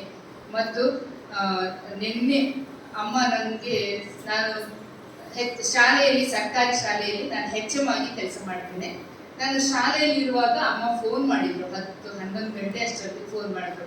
ಅಮ್ಮ, ನನಗೆ ನಾಳೆ ಹಿಂಗೆ ಹೋಗ್ಲಿಕ್ಕೆ ಆಗ್ತಾ ಇಲ್ಲ, ಬೇರೆ ಕಡೆ ಹೋಗ್ಬೇಕು, ದಯಮಾಡಿ ಆರಾಧನೆ ನಡೆಸ್ಕೊಡ್ತೀರಾ ಅಂತ. ಬಟ್ ನನಗೆ ಮೈಸೂರಿಂದ ಇಲ್ಲಿಗೆ ಬರ್ಲಿಕ್ಕೆ ನನ್ನ ಯಾರಾದ್ರೂ ಕರ್ಕೊಂಡು ಬರ್ಲಿಕ್ಕೆ ಅಲ್ವಾ, ಅದಕ್ಕೆ ಒಂದು 10 ನಿಮಿಷ ಟೈಮ್ ಕೊಡಿ ಅಮ್ಮ, ನನ್ನ ಮಗ ಇದ್ದಾನೆ, ಅವ್ನು ಫೋನ್ ಮಾಡಿ ಕೇಳ್ಕೊತೀನಿ. ಅವ್ನ ಆಫೀಸಲ್ಲಿ ಏನಾದ್ರು ಒಂದೊಂದ್ಸರಿ ಭಾನುವಾರದಲ್ಲಿ ಕರ್ಕೊಂಡ್ಬಿಡ್ತಾರೆ ಅಂತ. ದೇವರ ಮಹಾಕೃಪೆಯಿಂದ ಎಲ್ಲವನ್ನ ದೇವರು ಸರಿ ಮಾಡಿ ಇವತ್ತು ಮಗ ನನ್ನನ್ನ ಇಲ್ಲಿಗೆ ಕರ್ಕೊಂಡು ಬರ್ಲಿಕ್ಕಾಯ್ತು. ನಿಮ್ಮೊಟ್ಟಿಗೆ ದೇವರ ವಾಕ್ಯವನ್ನ ಹಂಚುವಂತ, ಆರಾಧನೆಯಲ್ಲಿ ಪಾಲ್ಗೊಳ್ಳುವಂತ ಭಾಗ್ಯವನ್ನ ದೇವರು ನನಗೆ ಕೊಟ್ಟಿದ್ದಾನೆ. ಹಾಗಾಗಿ ದೇವರಿಗೆ ನಾನು ಮೊದಲನೇದಾಗಿ ಕೃತಜ್ಞತೆಯನ್ನ ಸಲ್ಲಿಸ್ತೇನೆ. ಮತ್ತು ಈ ಅವಕಾಶ ಕೊಟ್ಟಂತ ಇಲ್ಲಿಯ ಸಭಾಪಾಲಕರಾದಂತ ರೆವರೆಂಡ್ ಸಿಸ್ಟರ್ ಸುಜಾತ ಅವರ ಅನುಪಸ್ಥಿತಿಯಲ್ಲಿ ನಾನು ಅವರಿಗೆ ಕೃತಜ್ಞತೆಯನ್ನು ಸಲ್ಲಿಸ್ತೇನೆ. ಮತ್ತು ಸಭಾಪಾಲನಾ ಸಮಿತಿಯ ಎಲ್ಲ ಸದಸ್ಯರಿಗೂ, ಕೂಡಿ ಬಂದಿರುವಂತಹ ಸಭೆಯರಾದಂತ ನಿಮ್ಮೆಲ್ಲರಿಗೂ ಕ್ರಿಸ್ತೇಸುವಿನ ಮೊದಲ ನಾಮದಲ್ಲಿ ನಾನು ವಂದನೆಗಳನ್ನ ಸಲ್ಲಿಸಿಕೊಂಡಾಗಿದ್ದೇನೆ. ನಾವು ದೇವರ ವಾಕ್ಯ ಧ್ಯಾನಕ್ಕಾಗಿ ನಾನು ಸುವಾರ್ತೆಗಳಲ್ಲಿ ಒಂದು ಭಾಗವನ್ನು ಓದ್ತೇನೆ. ಯೋಹಾನನ ಸುವಾರ್ತೆ 4ನೇ ಅಧ್ಯಾಯ 27ನೇ ವಚನದಿಂದ 30ನೇ ವಚನದವರೆಗೆ ಮತ್ತು 39ರಿಂದ 42ನೇ ವಚನದವರೆಗೆ ನಾನು ಓದ್ತೇನೆ. ಅಷ್ಟರೊಳಗೆ ಆತನ ಶಿಷ್ಯರು ಬಂದು ಆತನು ಒಬ್ಬ ಹೆಂಗಸಿನ ಸಂಗಡ ಮಾತಾಡುತ್ತಿರುವುದನ್ನು ಕಂಡು ಆಶ್ಚರ್ಯಪಟ್ಟರು. ಆದರೂ ನಿನಗೆ ಏನು ಬೇಕು, ಆಕೆಯ ಸಂಗಡ ಯಾಕೆ ಮಾತನಾಡುತ್ತಿ ಎಂದು ಒಬ್ಬರೂ ಕೇಳಲಿಲ್ಲ. ಆಗ ಆ ಹೆಂಗಸು ತನ್ನ ಕೊಡವನ್ನು ಅಲ್ಲೇ ಬಿಟ್ಟು ಊರೊಳಕ್ಕೆ ಹೋಗಿ ಜನರಿಗೆ, ಅಲ್ಲಿ ಒಬ್ಬನಿದ್ದಾನೆ, ನಾನು ಇದುವರೆಗೆ ಮಾಡಿದ್ದೆನ್ನೆಲ್ಲ ನನಗೆ ಹೇಳಿದನು, ಬಂದು ಅವನನ್ನು ನೋಡಿರಿ, ಬರತಕ್ಕ ಕ್ರಿಸ್ತನು ಅವನೇ ಏನೋ ಎಂದು ಹೇಳಲು ಆತನ ಬಳಿಗೆ ಬರುವುದಕ್ಕೆ ಊರೊಳಗಿಂದ ಹೊರಟರು. 39ನೇ ವಚನ. ನಾನು ಮಾಡಿದ್ದೆಲ್ಲವನ್ನು ಆತನು ನನಗೆ ಹೇಳಿದನೆಂಬುದಾಗಿ ಸಾಕ್ಷಿ ಕೊಡುತ್ತಿರುವ ಆ ಹೆಂಗಸಿನ ಮಾತಿನ ಮೇಲೆ ಆ ಊರಿನ ಸಮಾರ್ಯರಲ್ಲಿ ಅನೇಕರು ಆತನನ್ನು ನಂಬುವರಾದರು. ಆದ್ದರಿಂದ ಆ ಸಮಾರ್ಯರು ಆತನ ಬಳಿಗೆ ಬಂದು, ನೀನು ನಮ್ಮಲ್ಲಿ ಇರಬೇಕೆಂದು ಆತನನ್ನು ಬೇಡಿಕೊಳ್ಳಲು ಆತನು 2 ದಿವಸ ಅವರಲ್ಲೇ ಇದ್ದನು. ಹೆಚ್ಚು ಜನರು ಆತನ ವಾಕ್ಯವನ್ನು ಕೇಳಿ ನಂಬಿ ಆ ಹೆಂಗಸಿಗೆ, ನಾವು ಆತನನ್ನು ನಂಬಿರುವುದು ಇನ್ನು ನಿನ್ನ ಮಾತಿನ ಮೇಲೆ ಅಲ್ಲ, ನಾವು ಕಿವಿಯಾರ ಕೇಳಿ ಈತನು ಲೋಕರಕ್ಷಕನೇ ಹೌದೆಂದು ತಿಳಿದುಕೊಂಡಿದ್ದೇವೆ ಎಂದು ಹೇಳಿದರು. ಕರ್ತನಲ್ಲಿ ಪ್ರೀತಿಯುಳ್ಳ ಸಭೆಯವರೇ, ಇವತ್ತಿನ ನಮ್ಮ ಆರಾಧನೆಯ ಮುಖ್ಯ ಪ್ರಸ್ತಾಪ women as change maker. Women as change makers. ಮಹಿಳೆಯರು ಬದಲಾವಣೆಯನ್ನ ತರುವವರು. ದೇವರು ಚರಿತ್ರೆಯುದ್ದಕ್ಕೂ ಬದಲಾವಣೆಯನ್ನು ತರುವುದರಲ್ಲಿ ಅನೇಕ ಪುರುಷರ ಜೊತೆಯಲ್ಲಿ ಅನೇಕ ಮಹಿಳೆಯರನ್ನು ದೇವರು ತನ್ನ ಸಾಧನವನ್ನಾಗಿ ಉಪಯೋಗಿಸಿಕೊಂಡದ್ದನ್ನು ನಾವು ಸತ್ಯವೇದದಲ್ಲಿ ಕಾಣ್ತೇವೆ. ಹಳೆ ಒಡಂಬಡಿಕೆಗೆ ಬರುವಾಗ ಎಸ್ತೇರಳು, ದೆಬೋರಳು, ರೂತಳು, ಹಾಗೆ ಹೊಸ ಒಡಂಬಡಿಕೆಗೆ ಬರುವಾಗ ಎಲಿಜಬೆತಳು, ಮತ್ತೆ ಮರಿಯಳು, ಪ್ರಿಸ್ಕಿಲಳು, ಹೀಗೆ ಅನೇಕ ಮಹಿಳೆಯರನ್ನ ನಾವು ಸತ್ಯವೇದದಲ್ಲಿ ಕಾಣ್ತೇವೆ. ನೋಡ್ರಿ, ದೇವರ ಕಾರ್ಯ ಅದು ನಿರಂತರವಾದದ್ದು, ನಿಲ್ಲುವಂಥದ್ದಲ್ಲ. ಇದನ್ನ ನಾವು ಪ್ರತಿ ಕ್ಷಣ, ಪ್ರತಿ ದಿನ ವೈಯಕ್ತಿಕವಾಗಿ ಮತ್ತು ಸಾಮೂಹಿಕವಾಗಿ ನಾವು ಅದನ್ನ ಅನುಭವ ಮಾಡ್ತಾ ಇರ್ತೇವೆ. ನಮ್ಮ ಜೀವನದಲ್ಲಿ ಏನಾದ್ರೂ ಒಂದು ಘಟನೆ ನಡೆದಾಗ ನಾವು ಹೇಳುವಂಥದ್ದೇನು, ಓ ದೇವರ ಕಾರ್ಯ ಇದು, ದೇವರು ಮಾಡಿದ್ದು ಅನ್ನುವಂಥದ್ದನ್ನ ನಾವು ಹೇಳ್ತಾ ಬರ್ತಾ ಇರ್ತೇವೆ ಅಲ್ವಾ. ದೇವರ ಕಾರ್ಯ ಯಾವಾಗಲೂ ನಿಲ್ಲುವಂಥದ್ದಲ್ಲ, ಅದು ನಿರಂತರವಾಗಿ ಸಾಗುವಂಥದ್ದು ಎಂಬುದನ್ನು ನಾವು ನೋಡ್ತೇವೆ. ಗ್ರೀಕ್ನ ತತ್ವಜ್ಞಾನಿ ಸಾಕ್ರಟೀಸ್ ಈ ಬದಲಾವಣೆಯ ಬಗ್ಗೆ ಹೀಗೆ ಒಂದು ಮಾತನ್ನ ಹೇಳ್ತಾರೆ. ಬದಲಾವಣೆ ಅಂತ ಹೇಳಿದ್ರೆ ನಮ್ಮೆಲ್ಲ ಶಕ್ತಿಯನ್ನು ಕೇಂದ್ರೀಕರಿಸಿ ಬಯಸುವ ಬದಲಾವಣೆಯ ರಹಸ್ಯವೇನೆಂದರೆ ಹಳೆಯದರ ವಿರುದ್ಧ ಹೋರಾಟವಲ್ಲ, ಬದಲಿಗೆ ಹೊಸದನ್ನು ಕಟ್ಟುವ ಬಯಕೆ ಎಂಬುದಾಗಿ ಹೇಳ್ತಾರೆ. ನಮ್ಮೆಲ್ಲ ಶಕ್ತಿಯನ್ನ ಕೇಂದ್ರೀಕರಿಸಿ ಬಯಸುವ ಬದಲಾವಣೆಯ ರಹಸ್ಯವೇನೆಂದರೆ ಹಳೆಯದರ ವಿರುದ್ಧ ಹೋರಾಟವಲ್ಲ, ಬದಲಿಗೆ ಹೊಸದನ್ನು ಕಟ್ಟುವ ಬಯಕೆ ಎಂಬುದಾಗಿ. ನಾವು ಸತ್ಯವೇದದಲ್ಲಿ ನೋಡ್ತೇವೆ, ಒಬ್ಬನಿಗೆ 100 ಕುರಿಗಳಿರಲಾಗಿ ಒಂದು ಕುರಿ ತಪ್ಪಿಸಿಕೊಂಡಾಗ ಆ 99 ಕುರಿಗಳನ್ನ ಬಿಟ್ಟು ಆ ಒಂದು ಕುರಿಯನ್ನ ಹುಡುಕಿಕೊಂಡು ಕಾಡು, ಮೇಡು, ಬೆಟ್ಟ, ಗುಡ್ಡ, ಕಲ್ಲು, ಮುಳ್ಳುಗಳನ್ನ ತುಳಿದು ಅವನು ಒಂದು ಕುರಿಯನ್ನ ಹುಡುಕಿ ಬರುವ ಹಾಗೆ ಯೇಸು ಸ್ವಾಮಿ ನಾವೀಗ ಓದಿ ಕೇಳಿಸಿಕೊಂಡಂತ ಭಾಗ ಎಲ್ಲರಿಗೂ ಚಿರಪರಿಚಿತವಾದ ಭಾಗ. ಯೋಹಾನನ ಸುವಾರ್ತೆ 4ನೇ ಅಧ್ಯಾಯ. ಅದನ್ನ ಮನೆಯಲ್ಲಿ ಕೂತ್ಕೊಂಡು ನೀವು ಪೂರ್ತಿಯಾಗಿ ಓದಿದ್ರೆ ಇನ್ನೂ ನಿಮಗೆ ಅದು ಆಳವಾಗಿ ಅರ್ಥ ಆಗ್ತದೆ. 4ನೇ ಅಧ್ಯಾಯದಲ್ಲಿ ಒಬ್ಬ ಸಮಾರ್ಯದ ಸ್ತ್ರೀ ಇದ್ದಾಳೆ. ಈ ಸಮಾರ್ಯದ ಸ್ತ್ರೀಯನ್ನು ಯೇಸು ಸ್ವಾಮಿ ಹುಡುಕಿಕೊಂಡು ಬಂದಿದ್ದಾರೆ. ನೋಡ್ರಿ, ಯೇಸು ಒಬ್ಬ ಯಹೂದ್ಯ. ಅಂದಿನ ಸಮಾಜದಲ್ಲಿ ಒಬ್ಬ ಯಹೂದ್ಯ, ಅದರಲ್ಲೂ ವಿಶೇಷವಾಗಿ ಒಬ್ಬ ರಬ್ಬಿ ಅಥವಾ ಗುರು, ಸಾರ್ವಜನಿಕ ಸ್ಥಳದಲ್ಲಿ ಒಬ್ಬ ಮಹಿಳೆಯೊಟ್ಟಿಗೆ ಆತನು ಮಾತನಾಡುವ ಹಾಗಿರಲಿಲ್ಲ. ಒಂದು ವೇಳೆ ಮಾತನಾಡಿದ್ರೆ ಅವನ ಗೌರವಕ್ಕೆ ಅಥವಾ ಮರ್ಯಾದೆಗೆ ಅದು ಕುಂದು ಬರ್ತಾ ಇತ್ತು. ಹಾಗಾಗಿ ಯಾರು ಕೂಡ ಸಾರ್ವಜನಿಕವಾಗಿ ಮಹಿಳೆಯರಿಗೆ ಮಾತಾಡ್ತಾ ಇರ್ಲಿಲ್ಲ. ಯಹೂದ್ಯರಾದ್ರೂ ಅಷ್ಟೇನೆ ಈ ಸಮಾರ್ಯ ಪಟ್ಟಣದ ಒಳಗಡೆನೂ ಕೂಡ ಕಾಲಿಡ್ತಾ ಇರ್ಲಿಲ್ಲ. ಅವ್ರೇನಾದ್ರೂ ಬೇರೆ ದಕ್ಷಿಣದಿಂದ ಉತ್ತರಕ್ಕೆ ಹೋಗ್ಬೇಕಾದ್ರೆ ಮಧ್ಯದಲ್ಲಿ ಬರುವಂತ ಸಮಾರ್ಯ ಪಟ್ಟಣವನ್ನ ಹಾದು ಹೋಗ್ಬೇಕಾಗ್ತದೆ ಅಂತ ಹೇಳಿ ಅವರು ಸುತ್ತಕೊಂಡು ಅವರು ಹೋಗ್ತಾ ಇದ್ರಂತೆ. ಹಾಗಾದ್ರೆ ಈ ಸಮಾರ್ಯರು ಅಂದ್ರೆ ಯಾರು? ಯೇಸು ಸ್ವಾಮಿ ಒಬ್ಬ ಸಮಾರ್ಯ ಸ್ತ್ರೀಯನ್ನು ಹುಡುಕಿಕೊಂಡು ಬಂದಿದ್ದಾರೆ. ಯಹೂದ್ಯರು ಸಮಾರ್ಯದ ಪಟ್ಟಣದೊಳಗೆ ಕಾಲಿಡದಂತವ್ರು, ಯೇಸು ಸ್ವಾಮಿ ಒಬ್ಬ ಯಹೂದ್ಯನಾಗಿದ್ರು ಕೂಡ ಆ ಸಮಾರ್ಯ ಪಟ್ಟಣದ ಸುಕರ್ ಎಂಬಂತ ಒಂದು ಹಳ್ಳಿಗೆ ಯೇಸು ಸ್ವಾಮಿ ಬಂದಿದ್ದಾರೆ. ಅಲ್ಲಿ ಒಬ್ಬ ಸ್ತ್ರೀಯೊಟ್ಟಿಗೆ ಸಂಭಾಷಣೆಯನ್ನ ಮಾಡ್ತಾ ಇದ್ದಾರೆ. ಸಂಭಾಷಣೆ ನೋಡ್ರಿ, ಈ ಸಂಭಾಷಣೆಯನ್ನ ಒಂದು ದೈವಜ್ಞಾನ ಅಂಶವುಳ್ಳಂತ ಒಂದು ಸಂಭಾಷಣೆ ಎಂಬುದಾಗಿ ನಾವು ನೋಡ್ತೇವೆ. ಇವತ್ತು ಮಹಿಳೆ ಕೇವಲ 4 ಗೋಡೆಗಳ ಚೌಕಟ್ಟಿನಲ್ಲಿ ಇರುವಂತವಳಲ್ಲ, ಬದಲಿಗೆ ಶಿಕ್ಷಣ ಕ್ಷೇತ್ರದಿಂದ ವೈಜ್ಞಾನಿಕ ಕ್ಷೇತ್ರದವರೆಗೂ ತಮ್ಮ ಪ್ರತಿಭೆಗಳನ್ನ, ತಮ್ಮ ಸೇವೆಗಳನ್ನ ಸಲ್ಲಿಸೋದ್ರ ಮೂಲಕ ಇವತ್ತು ಅವಳು ಬದಲಾವಣೆಗಳನ್ನ ತರುವಂತ ನಿಟ್ಟಿನಲ್ಲಿ ಮಹಿಳೆ ಕೆಲಸವನ್ನ ಮಾಡ್ತಾ ಇದ್ದಾಳೆ. ದೇವರು ತಮಗೆ ಕೊಟ್ಟಿರುವಂತ ಪ್ರತಿಭೆಗಳನ್ನ ಶೋಭಿಸುವುದರ ಮೂಲಕ ದೇವರನ್ನ ಮಹಿಮೆ ಪಡಿಸಲು ಪುರುಷರು ಮಾತ್ರವಲ್ಲ, ಮಹಿಳೆಯರು ಕೂಡ ಅರ್ಹರು ಅಥವಾ ಯೋಗ್ಯರು ಎಂಬುವಂಥದ್ದನ್ನ ಇವತ್ತು ಮಹಿಳೆಯರು ಸಾಬೀತುಪಡಿಸಿದ್ದಾರೆ. ಪೌಲನು ಗಲಾತ್ಯದವರಿಗೆ ಬರೆದ ಪತ್ರಿಕೆ 3ನೇ ಅಧ್ಯಾಯದ 28ನೇ ವಚನದಲ್ಲಿ ಹೀಗೆ ಹೇಳ್ತಾನೆ, ಹೀಗಿರುವುದರಿಂದ ನೀವೆಲ್ಲರೂ ಕ್ರಿಸ್ತ ಯೇಸುವಿನಲ್ಲಿರುವುದರಿಂದ ಯಹೂದ್ಯ ಗ್ರೀಕ ಎಂದಾಗ್ಲಿ, ಗಂಡು ಹೆಣ್ಣು ಎಂಬಾಗ್ಲಿ, ಆಳು ಒಡೆಯ ಎಂಬುದಾಗಿ ಭೇದ ಇಲ್ಲ. ದೇವರ ದೃಷ್ಟಿಯಲ್ಲಿ ಎಲ್ಲರೂ. ಆದ್ರೆ ಒಂದು ವಿಪರ್ಯಾಸ ಏನಂತ ಹೇಳಿದ್ರೆ, ಇಂಥ 21ನೇ ಶತಮಾನದ 2025ನೇ ಇಸ್ವಿಯ ಆಧುನಿಕ ಜಗತ್ತಿನಲ್ಲೂ ಕೂಡ ಇವತ್ತಿಗೂ ಕೂಡ ಹೆಣ್ಣು ಮಕ್ಕಳ ಮೇಲೆ ಅತ್ಯಾಚಾರಗಳು, ಶೋಷಣೆಗಳು ಇಂಥವುಗಳು ಇರುವಂತದ್ದನ್ನ ನಾವು ಮಾಧ್ಯಮದಲ್ಲಿ ದಿನೇ ನೋಡ್ತಾನೆ ಇದ್ದೇವೆ. ಇದೊಂದು ಸಮಾಜದಲ್ಲಿ ಒಂದು ಗಂಭೀರವಾದಂತ ಒಂದು ಸಮಸ್ಯೆ. ನಾವೆಲ್ಲರೂ ಕೂಡ ಇದ್ರ ಬಗ್ಗೆ ಚಿಂತನೆ ಮಾಡುವಂತ ಅಗತ್ಯತೆ ಇದೆ. ಕುಟುಂಬವೂ ಕೂಡ ಇದಕ್ಕೆ ಹೊರತಲ್ಲ. ಕುಟುಂಬದಲ್ಲಿಯೂ ಕೂಡ ಇಂತಹ ಒಂದು ಕಾರ್ಯಗಳು, ಸಮಸ್ಯೆಗಳು ಇವೆ. ಕ್ರೈಸ್ತೀಯ ಸ್ತ್ರೀಯರಾದಂತಹ ನಾವು ಅಥವಾ ಕ್ರೈಸ್ತ ಮಕ್ಕಳಾದಂತಹ ನಾವು ನಮ್ಮ ಕುಟುಂಬಗಳಲ್ಲಿ, ನಮ್ಮ ಸಭೆಗಳಲ್ಲಿ, ನಮ್ಮ ಸಮುದಾಯದಲ್ಲಿ ಬದಲಾವಣೆಯನ್ನು ನಾವು ತರಬೇಕು ಅಂತ ಹೇಳಿದ್ರೆ ಮೊದಲು ನಾವು ಬದಲಾಗಬೇಕು. ಬದಲಾವಣೆಯನ್ನ ತರುವ ಮೊದಲು ನಾವು ಬದಲಾಗಬೇಕು. ನಮ್ಮನ್ನ ಕ್ರಿಸ್ತನ ಕರಗಳಿಗೆ ಒಪ್ಪಿಸಿಕೊಡ್ಬೇಕು ಅಲ್ವಾ? ಅನೇಕ ಸಂದರ್ಭದಲ್ಲಿ ನಮ್ಮಲ್ಲಿ ನೆಗೆಟಿವ್ ಥಾಟ್ಸ್ ಜಾಸ್ತಿ. ನನ್ನಿಂದ ಏನ್ ಸಾಧ್ಯ, ನನ್ನ ಹತ್ರ ಏನಿದೆ, ನಾನು ಹೇಗ್ ಮಾಡಬಲ್ಲೆ, ನನ್ನ ಕೈಲಿ ಏನಾಗುತ್ತೆ, ಇಂತಹ ನಕಾರಾತ್ಮಕವಾದಂತಹ ಚಿಂತನೆಗಳಿಂದಲೇ ನಾವು ಏನ್ ಮಾಡ್ತಾ ಇದ್ದೇವೆ, ಹಿಂದೆ ಸರಿತಾ ಇದ್ದೇವೆ. ನಮ್ಮ ನಕಾರಾತ್ಮಕ ಚಿಂತನೆಗಳನ್ನ ಬಿಟ್ಟು ಸಕಾರಾತ್ಮಕವಾಗಿ, ಪಾಸಿಟಿವ್ ಆಗಿ ನಾವು ಥಿಂಕ್ ಮಾಡುವಾಗ ಬದಲಾವಣೆಯನ್ನ ತರಲಿಕ್ಕೆ ನಮ್ಮಿಂದ ಸಾಧ್ಯ ಎನ್ನುವಂಥದ್ದು. ಮತ್ತೆ ನಾವು ಮಾಡುವಂತ ಎಲ್ಲ ತುಲನೆಗಳಲ್ಲಿ ಅಥವಾ ಮೌಲ್ಯಮಾಪನಗಳಲ್ಲಿ ನಮ್ಮ ದೃಷ್ಟಿಕೋನಗಳು ಅದು ಶುದ್ಧವಾಗಿ ಇರಬೇಕು. ನಾವೀಗ 3 ವಾಕ್ಯ ಪರಿಚ್ಛೇದಗಳನ್ನು ಓದಿ ಕೇಳಿಸಿಕೊಂಡಿದ್ದೇವೆ. ಹಳೆ ಒಡಂಬಡಿಕೆ ಪತ್ರಿಕಾ ಭಾಗ ಮತ್ತೆ ನಾನು ಓದಿದಂತ ಯೋಹಾನನ ಸುವಾರ್ತೆ. ಈ 3 ಪರಿಚ್ಛೇದಗಳಲ್ಲೂ ಕೂಡ ಮಹಿಳೆ ಒಂದು ಬದಲಾವಣೆಯನ್ನು ತರುವುದರಲ್ಲಿ ಹೇಗೆ ದೇವರ ಸಾಧನಗಳಾದರು ಅನ್ನುವಂಥದ್ದನ್ನ ನಾವು ನೋಡ್ತೇವೆ. ಇದರ ಕುರಿತು ನಾನು 3 ಅಂಶಗಳನ್ನ ನಿಮ್ಮೊಟ್ಟಿಗೆ ಹಂಚಿಕೊಳ್ಳಿಕ್ಕೆ ನಾನು ಇಷ್ಟಪಡ್ತೇನೆ. ಮೊದಲನೇದಾಗಿ ಹೆಚ್ಚಾಗಿ ನಾನು ಸುವಾರ್ತಾ ಭಾಗವನ್ನು ತಗೊಳ್ತೇನೆ. ಯೋಹಾನನ ಸುವಾರ್ತೆ 4ನೇ ಅಧ್ಯಾಯ. ಮೊದಲನೇ ಅಂಶ, ಬದಲಾವಣೆಯನ್ನ ತರಬೇಕಾದ್ರೆ ಕ್ರಿಸ್ತನಿಂದ ನಾವು ಸಬಲೀಕರಣವನ್ನ ಹೊಂದಬೇಕು.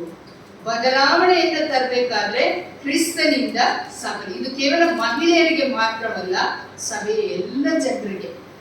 ನಾವು ನಮ್ಮ ವೈಯಕ್ತಿಕ ಬದುಕಿನಲ್ಲಾಗ್ಲಿ ಅಥವಾ ನಮ್ಮ ಕೌಟುಂಬಿಕ ಜೀವನದಲ್ಲಾಗ್ಲಿ, ನಮ್ಮ ಸಭೆಯಲ್ಲಾಗ್ಲಿ, ಸಮುದಾಯದಲ್ಲಾಗ್ಲಿ ನಾವು ಬದಲಾವಣೆಯನ್ನ ತರಬೇಕಾದ್ರೆ ಮೊದಲು ಕ್ರಿಸ್ತನಿಂದ ನಾವು ಸಬಲೀಕರಣವನ್ನ ಹೊಂದಬೇಕು.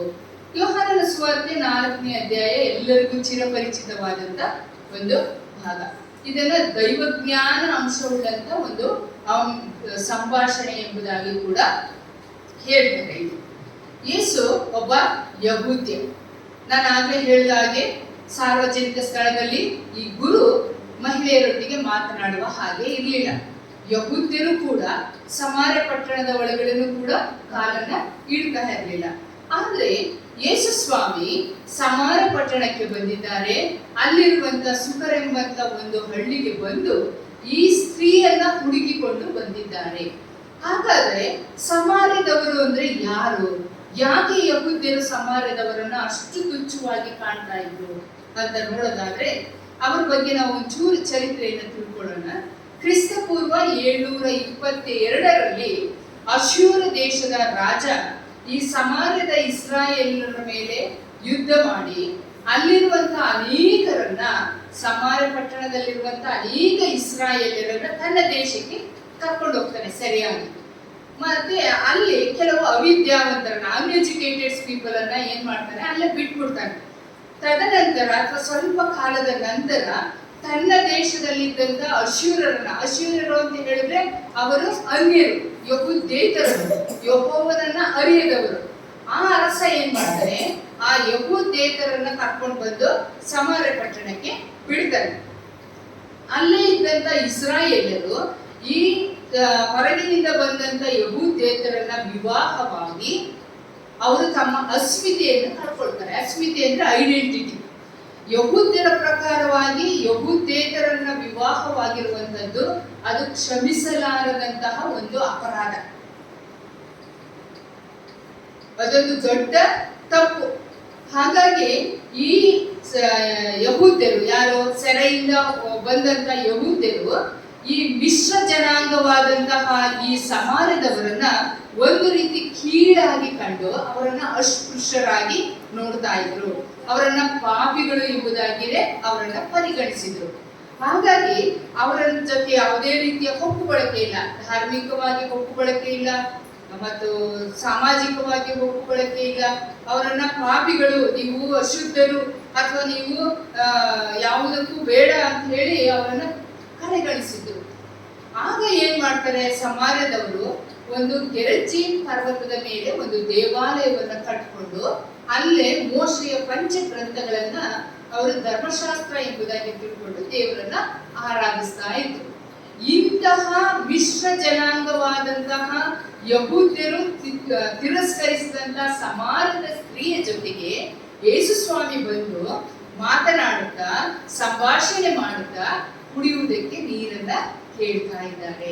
ನೋಡ್ರಿ, ಆಗ್ಲೇ ಹೇಳಿದ್ರೆ ಯಾವುದೇ ರೀತಿಯ ಒಪ್ಪು ಬಳಕೆ ಇರಲಿಲ್ಲ. ತಿನ್ನೋದು, ಕುಡಿಯೋದು, ಯಾವುದೇ ರೀತಿಯ ಒಪ್ಪು ಬಳಕೆ ಇರಲಿಲ್ಲ. ಅಂತ ಒಂದು ಸ್ಥಿತಿಯಲ್ಲಿ ಕುಡಿಯುವುದಕ್ಕೆ ಯೇಸು ಸ್ವಾಮಿ ಏನ್ ಮಾಡ್ತಾ ಇದ್ದಾರೆ, ನೀರು ಕೇಳ್ತಾ ಇದ್ದಾರೆ. ನೋಡ್ರಿ, ಸಾಮಾನ್ಯ ಬೈಬಲ್ ಅಲ್ಲಿ ನಾವು ನೋಡ್ತೇವೆ, ಅವಳು ನೀರು ತರಲಿಕ್ಕೆ ಬರುವಾಗ ಏನಾಗಿತ್ತಂತೆ, ಮಧ್ಯಾಹ್ನವಾಗಿತ್ತು. 6ನೇ ಅಧ್ಯಾಯದ ಕೊನೆಯ ವಚನದಲ್ಲಿ ನೋಡ್ರಿ, ಯೇಸು ದಾರಿ ನಡೆದು ದಣಿದು ಆ ಬಾವಿಯ ಬಳಿಯಲ್ಲಿ ಹಾಗೆ ಕೂತುಕೊಂಡನು. ಹೆಚ್ಚು ಕಡಿಮೆ ಮಧ್ಯಾಹ್ನವಾಗಿತ್ತು. ಸಾಮಾನ್ಯವಾಗಿ ನೀರು ತರುವಂತದ್ದು ಒಂದು ಸಾಮಾಜಿಕ ಸಂಗತಿ. ಯಾವಾಗ ತರ್ತಾರೆ ಮಹಿಳೆಯರು? ಬೆಳಿಗ್ಗೆ ತರ್ತಾರೆ, ಇಲ್ಲ ಸಾಯಂಕಾಲ ತರ್ತಾರೆ. ಆದ್ರೆ ಈ ಸ್ತ್ರೀ ಮಧ್ಯಾಹ್ನ ನೀರು ತರಲಿಕ್ಕೆ ಬಂದಿದ್ದಾಳೆ. ಅನೇಕ ವಿದ್ವಾಂಸರ ಪ್ರಕಾರ ಅವರು ಹೀಗೆ ಅಭಿಪ್ರಾಯ ಪಡ್ತಾರೆ, ಆ ಸಮಾರ್ಯದ ಸ್ತ್ರೀ ಆಕೆ ಸಾಮಾಜಿಕವಾಗಿ ಬಹಿಷ್ಕೃತಳಾಗಿದ್ದಳು ಮತ್ತು ಪ್ರಶ್ನಾರ್ಥಕ ಚಾರಿತ್ರ್ಯವನ್ನ ಆಕೆ ಹೊಂದಿದ್ಲು. ಆದ್ರಿಂದ ಜನರ ಆ ವಕ್ರ ದೃಷ್ಟಿಯನ್ನ, ಅವರ ಪಿಸುಗುಟ್ಟುವಿಕೆಯನ್ನ ತಪ್ಪಿಸಿಕೊಳ್ಳೋದಕ್ಕೋಸ್ಕರ ಈಕೆ ಏನ್ ಮಾಡಿದಾಳೆ, ಮಧ್ಯಾಹ್ನದಲ್ಲಿ ನೀರನ್ನ ತರಲಿಕ್ಕೆ ಬಂದಿದ್ದಾಳೆ. ಯೇಸು ಸ್ವಾಮಿ ಆಕೆಯೊಟ್ಟಿಗೆ ಸಂಭಾಷಣೆಯನ್ನು ಮಾಡ್ತಾರೆ. ಡೈಲಾಗ್ಸ್ಗಳಿದೆ, ತುಂಬಾ ಚೆನ್ನಾಗಿದೆ, ಅದು ಹೋದ್ರಿ ಮನೆಯಲ್ಲಿ ಕೂತ್ಕೊಂಡು. ಯೇಸು ಸ್ವಾಮಿ ಆಕೆಗೆ ಕೇಳ್ತಾರೆ ಕುಡಿಯುವುದಕ್ಕೆ ನೀರು. ಅವ್ಳು ಕೇಳ್ತಾಳೆ, ಅಯ್ಯ ನೀನು ಯಹೂದ್ಯ, ನಾನು ಸಮಾರ್ಯದವಳು, ನನ್ನ ಹತ್ರ ನೀನು ನೀರು ಕೇಳ್ತಾ ಇದೆಯಲ್ಲ. ಯೇಸು ಸ್ವಾಮಿ ಆಕೆಯ ಜೊತೆಯಲ್ಲಿ ಮಾತನಾಡ್ತಾ ಮಾತನಾಡ್ತಾ ಮಾತನಾಡ್ತಾ ಯೇಸು ಸ್ವಾಮಿ ಆಕೆಯ ಬಲಹೀನತೆಗಿಂತ ಆಕೆಯಲ್ಲಿರುವ ಬಲವನ್ನ ಗುರುತಿಸ್ತಾರೆ. ಯೇಸು ಸ್ವಾಮಿ ಹೀಗೆ ನನಗೆ ಸಾಕ್ಷಿ ಕೊಡ್ತಾಳೆ, ಹೀಗೆ ನನಗೋಸ್ಕರ ಕಾರ್ಯ ಮಾಡ್ತಾಳೆ ಎಂಬುದಾಗಿ ಯೇಸು ಸ್ವಾಮಿ ಅರ್ಥ ಮಾಡ್ಕೊಳ್ತಾರೆ, ತಿಳ್ಕೊಳ್ತಾರೆ. ಈ ಸ್ತ್ರೀಯು ಕೂಡ ಯೇಸು ಮಾತನಾಡುವಾಗ ಅವಳಿಗೆ ಆಶ್ಚರ್ಯ. ಒಬ್ಬ ಅಪರಿಚಿತ ವ್ಯಕ್ತಿ ಎಲ್ಲರಂತೆ ಮಾತನಾಡದೆ ಪ್ರೀತಿಯಿಂದ ಗೌರವದಿಂದ ಮಾತನಾಡುತ್ತಾ ಇರೋದನ್ನ ನೋಡಿ ಈ ಸಮಾಜದ ಸ್ತ್ರೀಯ ಮನಸ್ಸಿನೊಳಗೆ 106 ಪ್ರಶ್ನೆಗಳು.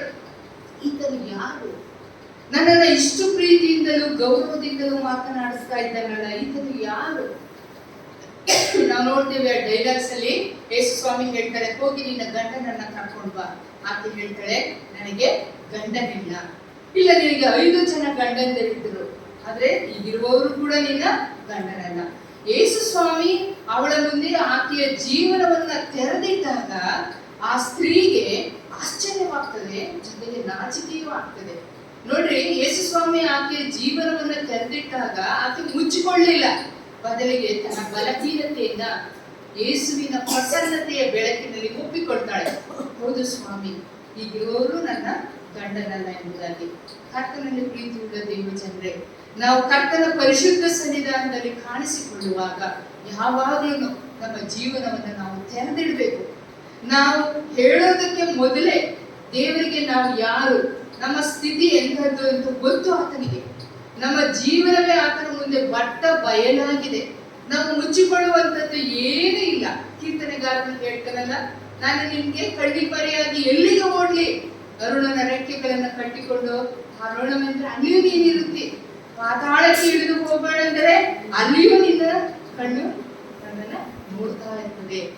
ಇಂತಹ ಮಹಾಮಹಿಮನು ಸರ್ವಶಕ್ತನೂ ಆದಂತ ನಮ್ಮ ದೇವರ ಸನ್ನಿಧಾನದಲ್ಲಿ ನಾವು ಕಾಣಿಸಿಕೊಳ್ಳುವಾಗ ನಮ್ಮ ಬಲಹೀನತೆಗಳನ್ನು ನಾವು ಒಪ್ಪಿಕೊಳ್ಳಬೇಕು. ಮನುಷ್ಯರಾದ್ರೂ ನಮ್ಮ ಹೊರಗಿನ ತೋರಿಕೆಯನ್ನ ನೋಡ್ತಾರೆ, ಆದ್ರೆ ದೇವರು ನಮ್ಮ ಅಂತರಂಗವನ್ನ, ನಮ್ಮ ಹೃದಯದ ಆಲೋಚನೆಗಳನ್ನ ಆತನ ಪರೀಕ್ಷಿಸಿ ನಮ್ಮನ್ನ ತಿಳ್ಕೊಳ್ಳುವಂತ ದೇವರ ಮುಂದೆ ನಮ್ಮ ಬಲಹೀನತೆಗಳನ್ನ ನಾವು ಒಪ್ಪಿಕೊಳ್ಬೇಕು. ಇಲ್ಲಿ ಸಮಾರ್ಯದ ಸ್ತ್ರೀ ಯೇಸು ಸ್ವಾಮಿ ಅವಳ ಜೀವನವನ್ನು ಅವಳ ಮುಂದೆ ತೆರೆದಿಟ್ಟಾಗ ಆಕೆ ಒಪ್ಪಿಕೊಳ್ತಾಳೆ, ಹೌದು ಸ್ವಾಮಿ, ನಾನು ಇಂಥವಳು ಎಂಬುದನ್ನ ಆಕೆ ಒಪ್ಪಿಕೊಳ್ತಾಳೆ. ನಮ್ಮ ಜೀವನವನ್ನ ದೇವರ ಮುಂದೆ ಒಪ್ಪಿಕೊಳ್ಬೇಕು. ಯಾಕೆ ಅಂತ ಹೇಳಿದ್ರೆ ದೇವರಿಗೆ ಎಲ್ಲವೂ ಕೂಡ ಗೊತ್ತಿದೆ, ಅವನಿಗೆ ಗೊತ್ತಿಲ್ಲದ ಒಂದು ಸಂಗತಿಯೂ ಕೂಡ ಇಲ್ಲ ಅಲ್ವಾ? ಜ್ಞಾನೋಕ್ತಿಗಳು 28ನೇ ಅಧ್ಯಾಯದ 13ನೇ ವಚನದಲ್ಲಿ, ದೋಷವನ್ನ ಮುಚ್ಚಿಕೊಳ್ಳುವವನಿಗೆ ಶುಭವಾಗದು, ಅದನ್ನು ಒಪ್ಪಿಕೊಂಡು ಬಿಟ್ಟು ಬಿಡುವವನಿಗೆ ದೇವರ ಕರುಣೆ ದೊರೆಯುವುದು. ಹೌದಲ್ವಾ? ದೇವರ ವಾಕ್ಯ ನಮಗೆ ಒಂದು ರೀತಿಯ ಕನ್ನಡಿ ಇದ್ದ ಹಾಗೆ. ಕನ್ನಡಿಯ ಮುಂದೆ ನಿಂತ್ಕೊಂಡಾಗ ನಮ್ಮಲ್ಲಿರುವಂತಹ ದೋಷಗಳೆಲ್ಲವೂ ಕಾಣ್ತದೆ. ನಮ್ಗೆ ಮೇಕಪ್ ಜಾಸ್ತಿ ಆಯ್ತಾ, ಅಥವಾ ಮುಖದಲ್ಲಿ ಏನಾದ್ರೂ ಕಲೆ ಇದೆಯಾ, ನಾವು ನೋಡ್ತಾನೆ ಇರ್ತೀವಿ ಯಾವಾಗ್ಲೂ ಕನ್ನಡಿ ಮುಂದೆ ತಿರುಗಾಡ್ತಾ ಹೋಗ್ತಾ ಬರ್ತಾ ಮನೆಯಿಂದ ಹೊರಗೆ ಹೋಗ್ಬೇಕಾದ್ರೆ ಕನ್ನಡಿ ನೋಡ್ತಾ, ಯಾಕೆ ನನ್ನ ಮುಖ ಅಂದವಾಗಿ ಕಾಣ್ಬೇಕು, ಏನಾದ್ರೂ ದೋಷಗಳಿದ್ರೆ ಸರಿಪಡಿಸ್ಕೋಬೇಕು ಎಂಬುದಾಗಿ. ದೇವರ ವಾಕ್ಯ ನಮ್ಗೆ ಕನ್ನಡಿ ಇದ್ದ ಹಾಗೆ. ಈ ಕನ್ನಡಿಯಲ್ಲಿ ನಮ್ಮನ್ನ ನಾವು ನೋಡಿಕೊಳ್ಬೇಕು. ಯಾಕೆಂದ್ರೆ ನಾವು ಬಲಹೀನರು. ನಮ್ಮ ಬಲಹೀನತೆಗಳನ್ನ ದೇವರ ಮುಂದೆ ನಾವು ಒಪ್ಪಿಕೊಳ್ಳಬೇಕು.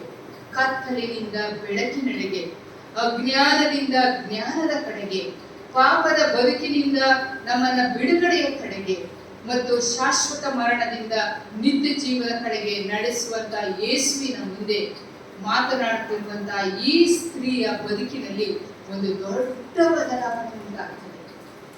ಅವಳ ಮಾತಿನಲ್ಲಿ ಅರ್ಥ ಆಗ್ತದೆ. ಮೊದಲು ನೋಡ್ರಿ, ಅಯ್ಯ ನೀನು ಯಹೂದ್ಯ, ನಾನು ಸಮಾಜದವಳು, ನನ್ನ ಬಳಿ ನೀನು ನೀರು ಕೇಳ್ತಾ ಇದ್ದೀಯಾ? ಹೀಗೆ ಯೇಸು ಸ್ವಾಮಿ ಮಾತನಾಡ್ತಾ ಮಾತನಾಡ್ತಾ ಮಾತನಾಡ್ತಾ ಯೇಸು ಅವಳ ಜೀವನವನ್ನು ಅವಳ ಮುಂದೆ ತೆರೆದಿಟ್ಟಾಗ ಅವಳು ಹೇಳ್ತಾಳೆ, ನೀನು ಎಲ್ಲೋ ಪ್ರವಾದಿ ಇರಬೇಕು. ನೋಡ್ರಿ, ಈ ಸಮಾಜದ ಸ್ತ್ರೀಯ ಜೀವನದಲ್ಲಿ ಯಾವಾಗ ಬದಲಾವಣೆ ಆಯಿತೋ ಆವಾಗ ಅವಳಲ್ಲಿ ಪಶ್ಚಾತ್ತಾಪ ಉಂಟಾಗ್ತದೆ. ಆಗ ಯೇಸುವಿನ ಮುಂದೆ ಒಂದು ಪ್ರಶ್ನೆ ಮಾಡ್ತಾಳೆ. ಯಾವುದು? ಆರಾಧನೆಯ ಬಗ್ಗೆ ಪ್ರಶ್ನೆ ಮಾಡ್ತಾಳೆ. ಸ್ವಾಮಿ, ನಮ್ಮ ಹಿರಿಯರು ಆರಾಧನೆ ಮಾಡ್ಲಿಕ್ಕೆ ಬೆಟ್ಟಕ್ಕೆ ಹೋಗ್ತಾ ಇದ್ರು. ಆಗ ಯೇಸು ಯಾರಿಗೂ ಹೇಳದಂತಹ ಒಂದು ದೈವಿಕ ಪ್ರಕಟಣೆಯನ್ನ ಆ ಸ್ತ್ರೀಗೆ ಹೇಳ್ತಾರೆ. ಏನಂತ ಹೇಳಿದ್ರೆ, ದೇವರು ಆತ್ಮ ಸ್ವರೂಪನು. ನೋಡ್ರಿ, 24ನೇ ವಚನದ ಕೊನೆಯ ಭಾಗದಲ್ಲಿ, ದೇವರು ಆತ್ಮ ಸ್ವರೂಪನು, ಆತನನ್ನು ಆರಾಧಿಸುವವರು ಆತ್ಮೀಯ ರೀತಿಯಲ್ಲಿ ಸತ್ಯಕ್ಕೆ ತಕ್ಕ ಹಾಗೆ ಆರಾಧಿಸಬೇಕು ಎಂದರು. ಈ ಒಂದು ಸತ್ಯ ಪ್ರಕಟಣೆ ಈಕೆಗೆ ಗೊತ್ತಾಗ್ತದೆ, ತಿಳಿಸಲ್ಪಡ್ತದೆ. ಆ ದೇವರು ಸತ್ಯದ ದೇವರು, ಆ ಸತ್ಯ ದೇವರನ್ನ ಸತ್ಯಕ್ಕೆ ತಕ್ಕ ಹಾಗೆ ಆರಾಧಿಸಬೇಕು ಎನ್ನುವ ಸತ್ಯವನ್ನ ಈ ಸ್ತ್ರೀ ಕಂಡುಕೊಳ್ತಾಳೆ.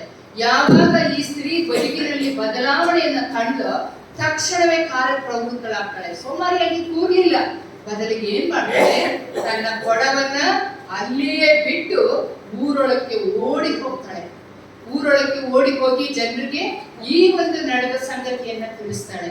ನೋಡ್ರಿ, ಯಾವ ಸಮಾಜ ಆಕೆಯನ್ನ ತಿರಸ್ಕರಿಸಿತ್ತೋ, ಯಾವ ಸಮಾಜ ಆಕೆಯನ್ನ ಕೆಟ್ಟದಾಗಿ ಬಿಂಬಿಸಿತ್ತೋ, ಆ ಸ್ತ್ರೀಯ ಮೂಲಕವಾಗಿ ಅನೇಕ ಜನರು ಯೇಸುವನ್ನ ಮೆಸ್ಸಿಯನೆಂದು ಅಂಗೀಕರಿಸಿಕೊಳ್ಳಿಕ್ಕೆ ಸಾಧ್ಯ ಆಯಿತು. ಓಡಿ ಬರ್ತಾರೆ. ಓಡಿ ಬಂದು ಈ ಮೆಸ್ಸಿಯನನ್ನ ಕಣ್ಣಾರೆ ಕಂಡು ಕಿವಿಯಾರೆ ಕೇಳಿ ಈತನೇ ಮೆಸ್ಸಿಯನು ಎಂಬುದನ್ನ ಕಂಡುಕೊಳ್ತಾರೆ ಅಲ್ವಾ. ಕರ್ತನಲ್ಲಿ ಪ್ರೀತಿಯುಳ್ಳ ದೇವ ಜನರೇ, ರೂತ್ ಸಿ ಕೇಸಿ ಅನ್ನುವಂಥ ಒಬ್ಬ ಮಾನವ ವಿಕಾಸವಾದಿ ಅವರು ಹೀಗೆ ಹೇಳ್ತಾರೆ, ನಿನ್ನ ಜೀವನವನ್ನ ಬದಲಾಯಿಸಲು ಒಬ್ಬ ವ್ಯಕ್ತಿ ಬೇಕು. ಆ ವ್ಯಕ್ತಿ ಯಾರು ಅಂದ್ರೆ ನೀನೇ. ನಿನ್ನ ಜೀವನವನ್ನ ಬದಲಾಯಿಸಲು ಒಬ್ಬ ವ್ಯಕ್ತಿ ಬೇಕು, ಆ ವ್ಯಕ್ತಿ ನೀನು. ಹೌದಲ್ವಾ? ನಾವು ಬದಲಾವಣೆಯನ್ನ ತರಬೇಕಾದ್ರೆ ಮೊದಲು ನಾವು ಬದಲಾಗಬೇಕು. ನಮ್ಮನ್ನ ದೇವರ ಕರಗಳಿಗೆ ಒಪ್ಪಿಸಿಕೊಡ್ಬೇಕು. ಕ್ರಿಸ್ತನಿಂದ ನಾವು ಸಬಲೀಕರಣರಾಗಬೇಕು. ಅನೇಕ ಸಂದರ್ಭಗಳಲ್ಲಿ ನಮ್ಮ ಬಲಹೀನತೆಗಳು ನಮ್ಮಲ್ಲಿ ಕೀಳರಿಮೆ ಇರ್ಬೋದು. ಅಯ್ಯೋ ನನ್ನ ಕೈಲೇನಾಗುತ್ತೆ, ನಾನು ಹಿಂಗೆ, ನಾನು ಹಂಗೆ. ಅಥವಾ ನಮ್ಮಲ್ಲಿ ಭಯ ಇರ್ಬೋದು, ನನ್ನ ಕೈಲಿ ಆಗೋದಿಲ್ಲ, ನನ್ನ ಭಯ. ಅಥವಾ ನಮ್ಮಲ್ಲಿ ನೆಪ ಹೇಳುವಂತ ಒಂದು ವೀಕ್ನೆಸ್ ಇರ್ಬೋದು. ಅದು ಇದು ನೆಪಗಳು, ಇಂಥವುಗಳು ನಮ್ಮನ್ನ ಬದಲಾವಣೆ ತರುವುದಕ್ಕೆ ಅಡ್ಡಿಪಡಿಸಬಾರದು. ದೇವರ ದೃಷ್ಟಿಯಲ್ಲಿ ಪ್ರತಿಯೊಂದು ವ್ಯಕ್ತಿಯೂ ಕೂಡ ವಿಶೇಷವಾದ ವ್ಯಕ್ತಿಗಳೇ ಆಗಿದ್ದಾರೆ. ಬಡವ, ಶ್ರೀಮಂತ, ಹೆಣ್ಣು, ಗಂಡು, ಅಥವಾ ಇವ ಕಪ್ಪು, ಇವ ಬೆಳುಪು ಅಲ್ವಾ, ಇವಳು ಚೆನ್ನಾಗಿದ್ದಾಳೆ, ಇವಳು ಚೆನ್ನಾಗಿ, ಇಂಥ ಯಾವ ಭೇದವನ್ನು ಕೂಡ ಯೇಸು ಸ್ವಾಮಿ ಮಾಡುವುದಿಲ್ಲ. ಯೇಸು ಸ್ವಾಮಿ ಎಲ್ಲರನ್ನ ಪ್ರೀತಿಸುವಂತಹ ದೇವರು. ನಮ್ಮನ್ನ ಹುಡುಕಿಕೊಂಡು ಬಂದು ನಮ್ಮನ್ನ ಪ್ರೀತಿಸುವಂತಹ ದೇವರು ನಮ್ಮ ದೇವರು. ನಮ್ಮ ಬಲಹೀನತೆಗಳು ನಮ್ಮ ಬದಲಾವಣೆಗೆ ಅಥವಾ ನಮ್ಮ ಬದುಕಿನ ಬದಲಾವಣೆಗೆ ಅದು ಅಡ್ಡಿ ಆಗಬಾರ್ದು. ಯಾಕೆ ಅಂತ ಹೇಳಿದ್ರೆ, ನಾವು ಯಾರು, ನಾವು ಯಾವ ಸ್ಥಿತಿಯಲ್ಲಿದ್ದೇವೆ ಅನ್ನೋದನ್ನ ನಾವು ಹೇಳೋ ಮೊದಲೇ ದೇವರಿಗೆ ಎಲ್ಲವೂ ಗೊತ್ತುಂಟು ಅಲ್ವಾ. ನಮ್ಮನ್ನ ಉದ್ಧರಿಸಲು, ನಮ್ಮನ್ನ ಮೇಲಕ್ಕೆ ಎತ್ತಲು, ನಮ್ಮನ್ನ ಸ್ಥಿರವಾಗಿ ನಿಲ್ಲಿಸಲು, ನಮ್ಮನ್ನ ಎಲ್ಲ ಸಮಸ್ಯೆಗಳಿಂದ ಬಿಡಿಸಲು ಆತನೊಬ್ಬನೇ ಶಕ್ತನು. ಇಂತಹ ಸರ್ವಶಕ್ತನಾದಂತ ದೇವರ ಕೈಗಳಿಗೆ ನಮ್ಮನ್ನು ನಾವು ಒಪ್ಪಿಸಿಕೊಡೋಣ. ಆಗ ಮಾತ್ರವೇ ನಾವು ಬದಲಾವಣೆಯನ್ನ ತರಲಿಕ್ಕೆ ಸಾಧ್ಯ. ಇಲ್ಲಿ ನೋಡಿ, ಒಬ್ಬ ಸ್ತ್ರೀಯ ಮೂಲಕವಾಗಿ ಸ್ತ್ರೀಯನ್ನ ಸಮಾಜ ಏನ್ ಮಾಡಿತ್ತು? ಕಡೆಗಣಿಸಿತ್ತು. ಆದ್ರೆ ದೇವರು ಆ ಸ್ತ್ರೀಯ ಮೂಲಕವಾಗಿಯೇ ಒಂದು ಸುಗ್ಗಿ, ಆತ್ಮಿಕ ಸುಗ್ಗಿ ಅಲ್ಲಿ ಸಿಗ್ತದೆ. ಸುಕರೆಂಬಂತ ಆ ಊರಿನ ಅನೇಕ ಜನರು ಯೇಸುವನ್ನ ಮೆಸ್ಸಿಯನೆಂಬುದಾಗಿ ಕಂಡುಕೊಂಡರು ಎಂಬುದನ್ನ ನಾವು ನೋಡ್ತೇವೆ. ಅಂದ್ರೆ ದೇವರು ಯಾರನ್ನ ಯಾವಾಗ ಬೇಕಾದರೂ ಯಾವ ಸ್ಥಿತಿಯಲ್ಲಾದರೂ ದೇವರು ನಮ್ಮನ್ನ ಆಯ್ಕೆ ಮಾಡಿಕೊಳ್ಬಹುದು. ನಮ್ಮನ್ನ ಸಾಧನಗಳನ್ನಾಗಿ ಅದನ್ನು ಉಪಯೋಗಿಸಿಕೊಂಡು ನಮ್ಮನ್ನ ಬದಲಾವಣೆ ತರಲಿಕ್ಕೆ ಸಾಧ್ಯ. ಬದಲಾಗದೆ ಏನೂ ಬದಲಾಗದೆ, ನಾವು ಬದಲಾಗದೆ ಏನೂ ಬದಲಾಗದೆ. ಇನ್ನೊಂದು ಎರಡನೆಯ ಅಂಶ ಅಪೊಸ್ತಲರ ಕೃತ್ಯಗಳಲ್ಲಿ ನಾವು ಓದಿ ಕೇಳಿಸಿಕೊಂಡಿದ್ದೇವೆ. ಅಪೊಸ್ತಲರ ಕೃತ್ಯ 16ನೇ ಅಧ್ಯಾಯದ 11ರಿಂದ 15ನೇ ವಚನ. ಅದರಲ್ಲಿ ಒಬ್ಬ ಸ್ತ್ರೀ ಬರ್ತಾಳೆ. ಆ ಸ್ತ್ರೀಯ ಮೇಲಿನಂತಹ ಒಂದು ಅಂಶ ಏನಪ್ಪಾ ಅಂದ್ರೆ, ನಾವು ಬದಲಾವಣೆಯನ್ನ ತರಬೇಕಾದ್ರೆ ಕ್ರಿಸ್ತೀಯ ಗುಣಗಳನ್ನ ನಾವು ಧರಿಸಿಕೊಳ್ಬೇಕು. ಕ್ರಿಸ್ತೀಯ ಗುಣಗಳನ್ನ ಧರಿಸಿಕೊಳ್ಬೇಕು. ಇಲ್ಲಿ ಒಬ್ಬ ಸ್ತ್ರೀ ಬರುವ, ಆ ಹೆಸರೇನು? ಲುದ್ದೆಳು ಅಲ್ವಾ, ಲಿಡಿಯಾ. ಲುದ್ದೆಳ ಬಗ್ಗೆ ನಾವು ನೋಡ್ತೇವೆ. ಲುದ್ದೆಳ ಬಗ್ಗೆ ಸತ್ಯವೇದದಲ್ಲಿ ನಮ್ಗೆ ಕೆಲವು ಅಂಶಗಳು, ಸ್ವಲ್ಪ ಮಾತ್ರವೇ ಮಾಹಿತಿ ಸಿಗ್ತದೆ. ಅವಳು ಏನು, ಯಾವ ಊರಿನವಳು, ಏನ್ ಕೆಲಸ ಮಾಡ್ತಾ ಇದ್ರು ಅಷ್ಟು ಮಾತ್ರ ಸಿಗ್ತದೆ. ಈಕೆ ಫಿಲಿಪ್ಪಿ ಪಟ್ಟಣದಲ್ಲಿ ವಾಸ ಮಾಡ್ತಾ ಇದ್ಲು. ಫಿಲಿಪ್ಪಿ ಪಟ್ಟಣ ಅನ್ನುವಂಥದ್ದು ಮೆಕೆಡೋನಿಯ ಸೀಮೆಯ ಒಂದು ದೊಡ್ಡ ಸಿಟಿಯಲ್ಲಿ. ರೋಮ್ ಸಾಮ್ರಾಜ್ಯದವರಿಗೆ ಅಥವಾ ರೋಮ್ ಪಟ್ಟಣದವರಿಗೆ ಈ ಫಿಲಿಪ್ಪಿ ಪಟ್ಟಣ ಒಂದು ಟೂರಿಸಂ ಪ್ಲೇಸ್, ಪ್ರವಾಸಿಯ ತಾಣವಾಗಿತ್ತು. ಈ ಒಂದು ಪಟ್ಟಣದಲ್ಲಿ ಈ ಲುದ್ದೆಳು ವಾಸ ಮಾಡ್ತಾ ಇತ್ತು. ಆ ಫಿಲಿಪ್ಪಿ ಪಟ್ಟಣದಲ್ಲಿ ಸಭಾ ಮಂದಿರಗಳು ಇರದ ಕಾರಣ ನದಿ ತೀರದಲ್ಲಿ ಅನೇಕರು ಹೆಂಗಸರು ಪ್ರಾರ್ಥನೆಗಾಗಿ ಕೂಡಿ ಬರ್ತಾ ಇದ್ರು. ಅದರಲ್ಲಿ ಈ ಲುದ್ದೆಳು ಕೂಡ ಒಬ್ಬ ಸ್ತ್ರೀ. ಅವಳು ಪ್ರಾರ್ಥನೆಗಾಗಿ ಆ ನದಿ ತೀರದಲ್ಲಿ ಬರುವಂತಹ ಮಹಿಳೆಯರ ಜೊತೆಯಲ್ಲಿ ಇದ್ದಂತ ಒಬ್ಬ ಹೆಣ್ಮಗಳು. ಈಕೆಯ ಬಗ್ಗೆ ನೋಡುವಾಗ ಅವಳು ಥುವತೈರ ಊರಿನ ಹೆಣ್ಮಗಳು, ಜೊತೆಗೆ ಈಕೆ ಧೂಮ್ರ ವರ್ಣದ ವಸ್ತ್ರದ ವ್ಯಾಪಾರಿ, ಮರ್ಚೆಂಟ್ ಅವಳು, ಪರ್ಪಲ್ ಮರ್ಚೆಂಟ್. ಈ ಪರ್ಪಲ್ ಅನ್ನುವಂಥದ್ದು ಒಂದು ಬಣ್ಣ. ಈ ಬಣ್ಣದಿಂದ ಬಟ್ಟೆಗಳನ್ನ ತಯಾರಿಸ್ತಿದ್ರು. ಈ ಪರ್ಪಲ್ ಬಣ್ಣ ಎಲ್ಲಿ ಸಿಗ್ತಾ ಇತ್ತು ಅಂತಂದ್ರೆ ಸಮುದ್ರದ ಒಂದು ಸೆಲ್ ಫಿಶ್ ನಿಂದ ಆ ಪರ್ಪಲ್ ಬಣ್ಣವನ್ನು ಡ್ರಾಪ್ ಬೈ ಡ್ರಾಪ್ ಆಗಿ ಅದನ್ನ ಪಡ್ಕೊಳ್ತಾ ಇದ್ರು. ಇದು ದುಬಾರಿ, ಕಾಸ್ಟ್ಲಿ ಇದು. ಹಾಗಾಗಿ ಈ ದುಬಾರಿ ಬಣ್ಣದಿಂದ ತಯಾರಿಸಿದಂತ ವಸ್ತ್ರ, ಧೂಮ್ರ ವರ್ಣದ ವಸ್ತ್ರಗಳನ್ನ ವ್ಯಾಪಾರವನ್ನ ಮಾಡ್ತಾ ಇದ್ದಂತ ಒಬ್ಬ ವ್ಯಾಪಾರಿ ಲುದ್ದಳು. ಹಾಗಾಗಿ ನಾವು ನೆನೆಸ್ಬೋದು ಅವಳೊಬ್ಬ ದೊಡ್ಡ ಶ್ರೀಮಂತಳು ಅಲ್ಲ. ಈ ಧೂಮ್ರ ವರ್ಣದ ವಸ್ತ್ರವನ್ನ ಜನಸಾಮಾನ್ಯರು ಧರಿಸ್ತಾ ಇರಲಿಲ್ಲ, ಯಾಕಂದ್ರೆ ಕಾಸ್ಟ್ಲಿಯ ಬಟ್ಟೆ. ಅದನ್ನ ರಾಜವಂಶಸ್ಥರು ಮತ್ತೆ ಶ್ರೀಮಂತರು ಮಾತ್ರವೇ ಇದನ್ನ ಧರಿಸ್ಕೊಳ್ತಾ ಇದ್ರು. ಈಕೆಯ ವ್ಯಕ್ತಿತ್ವವನ್ನು ನಾವು ಗಮನಿಸುವಾಗ ನೋಡ್ರಿ, ಅವಳ ಬಗ್ಗೆ ನಮಗೆ ಸ್ವಲ್ಪವೇ ಸಿಕ್ತಿತ್ತು ವಿಷಯ. ಆಕೆ ಧೂಮ್ರವರ್ಣದ ವಸ್ತ್ರದ ವ್ಯಾಪಾರಿ, ಪ್ರಾರ್ಥನೆಗೋಸ್ಕರ ನದಿ ತೀರಕ್ಕೆ ಆಕೆ ಬಂದು ಸೇರ್ತಾ ಇದ್ಲು. ಆಕೆಯ ವ್ಯಕ್ತಿತ್ವವನ್ನು ಗಮನಿಸುವಾಗ ಮೊದಲನೇದಾಗಿ ಆಕೆ ಎಲ್ಲರೊಟ್ಟಿಗೆ ಬೆರೆಯುವಂತ ಸ್ವಭಾವ. ನೋಡಿ, ನಾವು ನೋಡಿದ ಹಾಗೆ ಅವಳು ಶ್ರೀಮಂತೆ ಅಲ್ವಾ. ಅನೇಕ ಸಂದರ್ಭಗಳಲ್ಲಿ ಶ್ರೀಮಂತರು ಸ್ವಲ್ಪ ಮೇಂಟೈನ್ ಮಾಡ್ತಾರೆ ಅಲ್ವಾ, ಯಾಕಿರ್ತದೆ.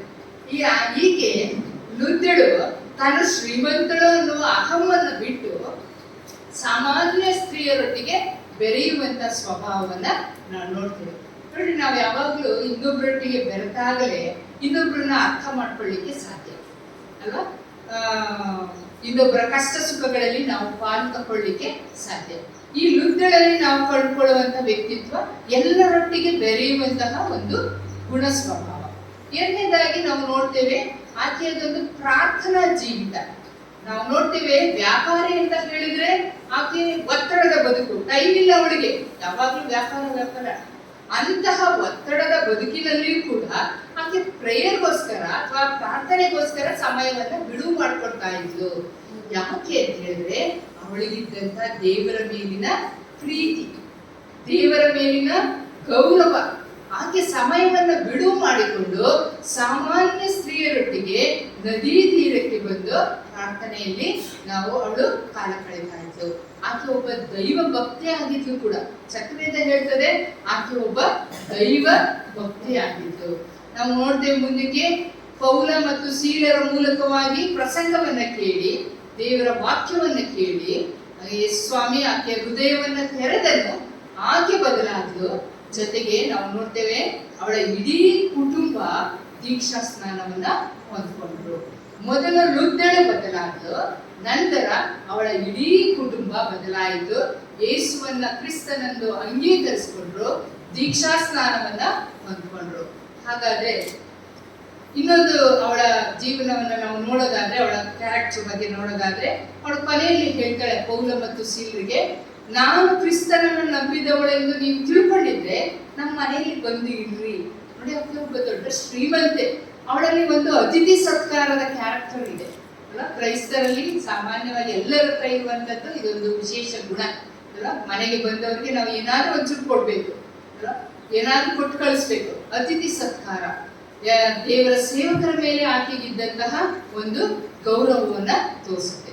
ಹಾಗಾದ್ರೆ ಇವರಲ್ಲಿ ಕಂಡು ಬರುವಂತಹ ಈ 3 ಗುಣಗಳು, ಒಂದು ಎಲ್ಲರೊಟ್ಟಿಗೆ ಬೆರೆಯುವಂತಹ ಸ್ವಭಾವ, ಪ್ರಾರ್ಥನಾ ಜೀವಿತ, ಅತಿಥಿ ಸತ್ಕಾರ, ನಮ್ಮ ಮಹಿಳೆಯರೆಲ್ಲರಿಗೂ ಕೂಡ ಒಂದು ಆದರ್ಶವಾದಂತ ಸ್ವಭಾವಗಳು, ಗುಣವನ್ನು ನಾವೆಲ್ಲರೂ ಕೂಡ ಅದನ್ನ ಅಳವಡಿಸಿಕೊಳ್ಳಲಿಕ್ಕೆ ಸಾಧ್ಯವಾಗುವಂತ ಒಂದು.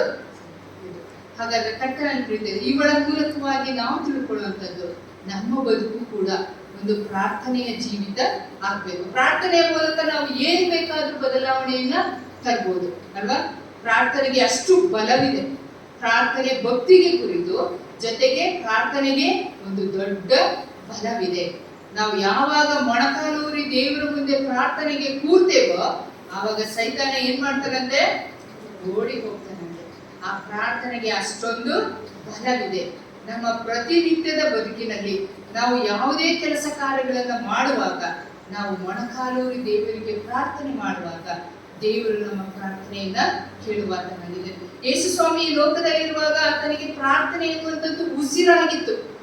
ಮುಂಜಾನೆ ಎದ್ದು ದೇವರೊಟ್ಟಿಗೆ ಆತನ ಪ್ರಾರ್ಥನೆ ಮಾಡ್ತಾ ಇದ್ದ. ಅಲ್ವಾ? ಯಾವಾಗಲೂ ಪ್ರಾರ್ಥನೆ ಮಾಡ್ತಾ ಇದ್ರು. ದೀಕ್ಷಾ ಸ್ಥಾನವನ್ನು ತೆಗೆದುಕೊಂಡು 40 ದಿನ ಉಪವಾಸವಿದ್ದು ಯೇಸು ಸ್ವಾಮಿ ಪ್ರಾರ್ಥನೆಯನ್ನ ಮಾಡ್ತಾ ಇದ್ರು. ಯಾಕೆ? ಈ ಲೋಕದಲ್ಲಿ ಶೋಧನೆಗಳಿವೆ, ಈ ಲೋಕದಲ್ಲಿ ಕಷ್ಟಗಳಿವೆ, ಈ ಲೋಕದಲ್ಲಿ ಸಮಸ್ಯೆಗಳಿವೆ. ಇವೆಲ್ಲವುಗಳಿಂದ ನಾವು ಜಯಿಸಬೇಕಾದ್ರೆ ಪ್ರಾರ್ಥನೆ ನಮಗೆ ಬೇಕೇ ಬೇಕು. ಪ್ರಾರ್ಥನೆ ಇಲ್ಲದಂತಹ ಕ್ರೈಸ್ತನ ಬದುಕು ಅದು ಸತ್ತ ಹಾಗೆ. ಪ್ರಾರ್ಥನೆ ಎನ್ನುವಂಥದ್ದು ನಮ್ಮ ಜೀವಿತದಲ್ಲಿ ಬೇಕೇ. ನಾವು ಬೆಳಿಗ್ಗೆ ಮುಂಜಾನೆ ಎದ್ದಾಗ ಪ್ರಾರ್ಥನೆ ಮಾಡಬೇಕು, ಮಲಗುವಾಗ ಪ್ರಾರ್ಥನೆ ಮಾಡಬೇಕು, ಊಟ ಮಾಡುವಾಗ ಪ್ರಾರ್ಥನೆ ಮಾಡಬೇಕು, ನಾವು ಮನೆಯನ್ನು ಬಿಟ್ಟು ಹೊರಗಡೆ ಹೋಗುವಾಗ ಪ್ರಾರ್ಥನೆ ಮಾಡಬೇಕು. ಯಾಕೆ ಅಂತ ಹೇಳಿದ್ರೆ ಸೈತಾನನು ಯಾರನ್ನ ನುಂಗಲಿ ಅಂತ ಹೇಳಿ ಸಿಂಹದೋಪಾದಿಯಲ್ಲಿ ಕಾಯ್ತಾ ಇರ್ತಾನೆ. ಅದರಲ್ಲೂ ಕ್ರಿಸ್ತನ ಮಕ್ಕಳಿಗೆ ಶೋಧನೆಗಳು ಜಾಸ್ತಿ. ವೈಯಕ್ತಿಕ ಬದುಕಿನಲ್ಲಿ ಶೋಧನೆಗಳು, ಕೌಟುಂಬಿಕ ಜೀವನದಲ್ಲಿ ಶೋಧನೆಗಳು, ಕೆಲಸ ಮಾಡುವ ಸ್ಥಳಗಳಲ್ಲಿ ಶೋಧನೆಗಳು. ಆ ಶೋಧನೆ ಎಲ್ಲವನ್ನ ಜಯಿಸಬೇಕಾದ್ರೆ ಪ್ರಾರ್ಥನೆ ಒಂದೇ ನಮ್ಮ ಅಸ್ತ್ರ ಅಥವಾ ನಮ್ಮ ಒಂದು ಸಾಧನ ಆಗಿರ್ತದೆ. ನೋಡ್ರಿ, ಆಕೆಯ ಮೂಲಕ ಇಡೀ ಕುಟುಂಬ ಅಲ್ಲಿ ಬದಲಾಯಿತು. ಮೊದಲನೇದಲ್ಲಿ ನಾವು ನೋಡ್ವಿ, ಒಬ್ಬ ಸಮಾನ ಸ್ತ್ರೀಯ ಮೂಲಕವಾಗಿ ಒಂದು ಇಡೀ ಊರು ಅಲ್ಲಿ ಬದಲಾವಣೆಯನ್ನ ಹೊಂದ್ರು, ಮೆಸ್ಸಿಯನನ್ನ ಕಂಡುಕೊಂಡ್ರು. ಎರಡನೇ ಭಾಗದಲ್ಲಿ ನಾವು ನೋಡಿದ್ರು, ಲುದ್ದಳ ಮೂಲಕ, ಲಿಡಿಯ ಮೂಲಕ ಏನಾಯ್ತು, ಇಡೀ ಕುಟುಂಬ ಕ್ರಿಸ್ತನನ್ನ ಕಂಡುಕೊಂಡ್ರು, ರಕ್ಷಣೆಯ ಒಂದು ಮಾರ್ಗಕ್ಕೆ ಅವರು ಬಂದರು. ಇನ್ನು ಮೂರನೇದಾಗಿ ನಾನು ತಕ್ಕೊಳ್ಳುವಂತಹದ್ದು ಯಾವ್ದಪ್ಪ ಅಂತ ಹೇಳಿದ್ರೆ, ಅರಣ್ಯಕಾಂಡ ಪುಸ್ತಕದಲ್ಲಿ 27ನೇ ಅಧ್ಯಾಯದ 1-11 ವಚನಗಳು. ಇದರಲ್ಲಿ ಹೇಳುವಂತ ಒಂದು ಅಂಶ ಏನಪ್ಪ ಅಂತ ಹೇಳಿದ್ರೆ, ಅರಿವು ಮೂಡಿಸುವುದರ ಮೂಲಕ ಬದಲಾವಣೆ ಅಥವಾ ಕಾರ್ಯಪ್ರವೃತ್ತರಾಗಬೇಕು. ನಾವು ಕಾರ್ಯಪ್ರವೃತ್ತರಾಗಬೇಕು ಆದ್ರೆ ಅರಿವು ಮೂಡಿಸ್ಬೇಕು. ಅರಿವು ಅಂತ ಹೇಳಿದ್ರೆ ಆ ನಾಲೆಡ್ಜ್ ಕೊಡ್ಬೇಕು ನಾವು. ಇಲ್ಲಿ ನೋಡ್ರಿ, ಹಳೆ ಒಡಂಬಡಿಕೆ ಅರಣ್ಯಕಾಂಡ ಪುಸ್ತಕದಲ್ಲಿ ಚಲ್ಪಹಾದನಿಗೆ 5 ಹೆಣ್ಣು ಮಕ್ಕಳು ಇರುವಂತದ್ದನ್ನ ನಾವು ನೋಡ್ತೇವೆ. ಅವರ ಹೆಸರುಗಳು ಚಂದ ಇದೆ: ಮಹ್ಲ, ನೋವಾ, ಹೊಗ್ಲ, ಮಿಲ್ಕಾ, ತಿರ್ಚ.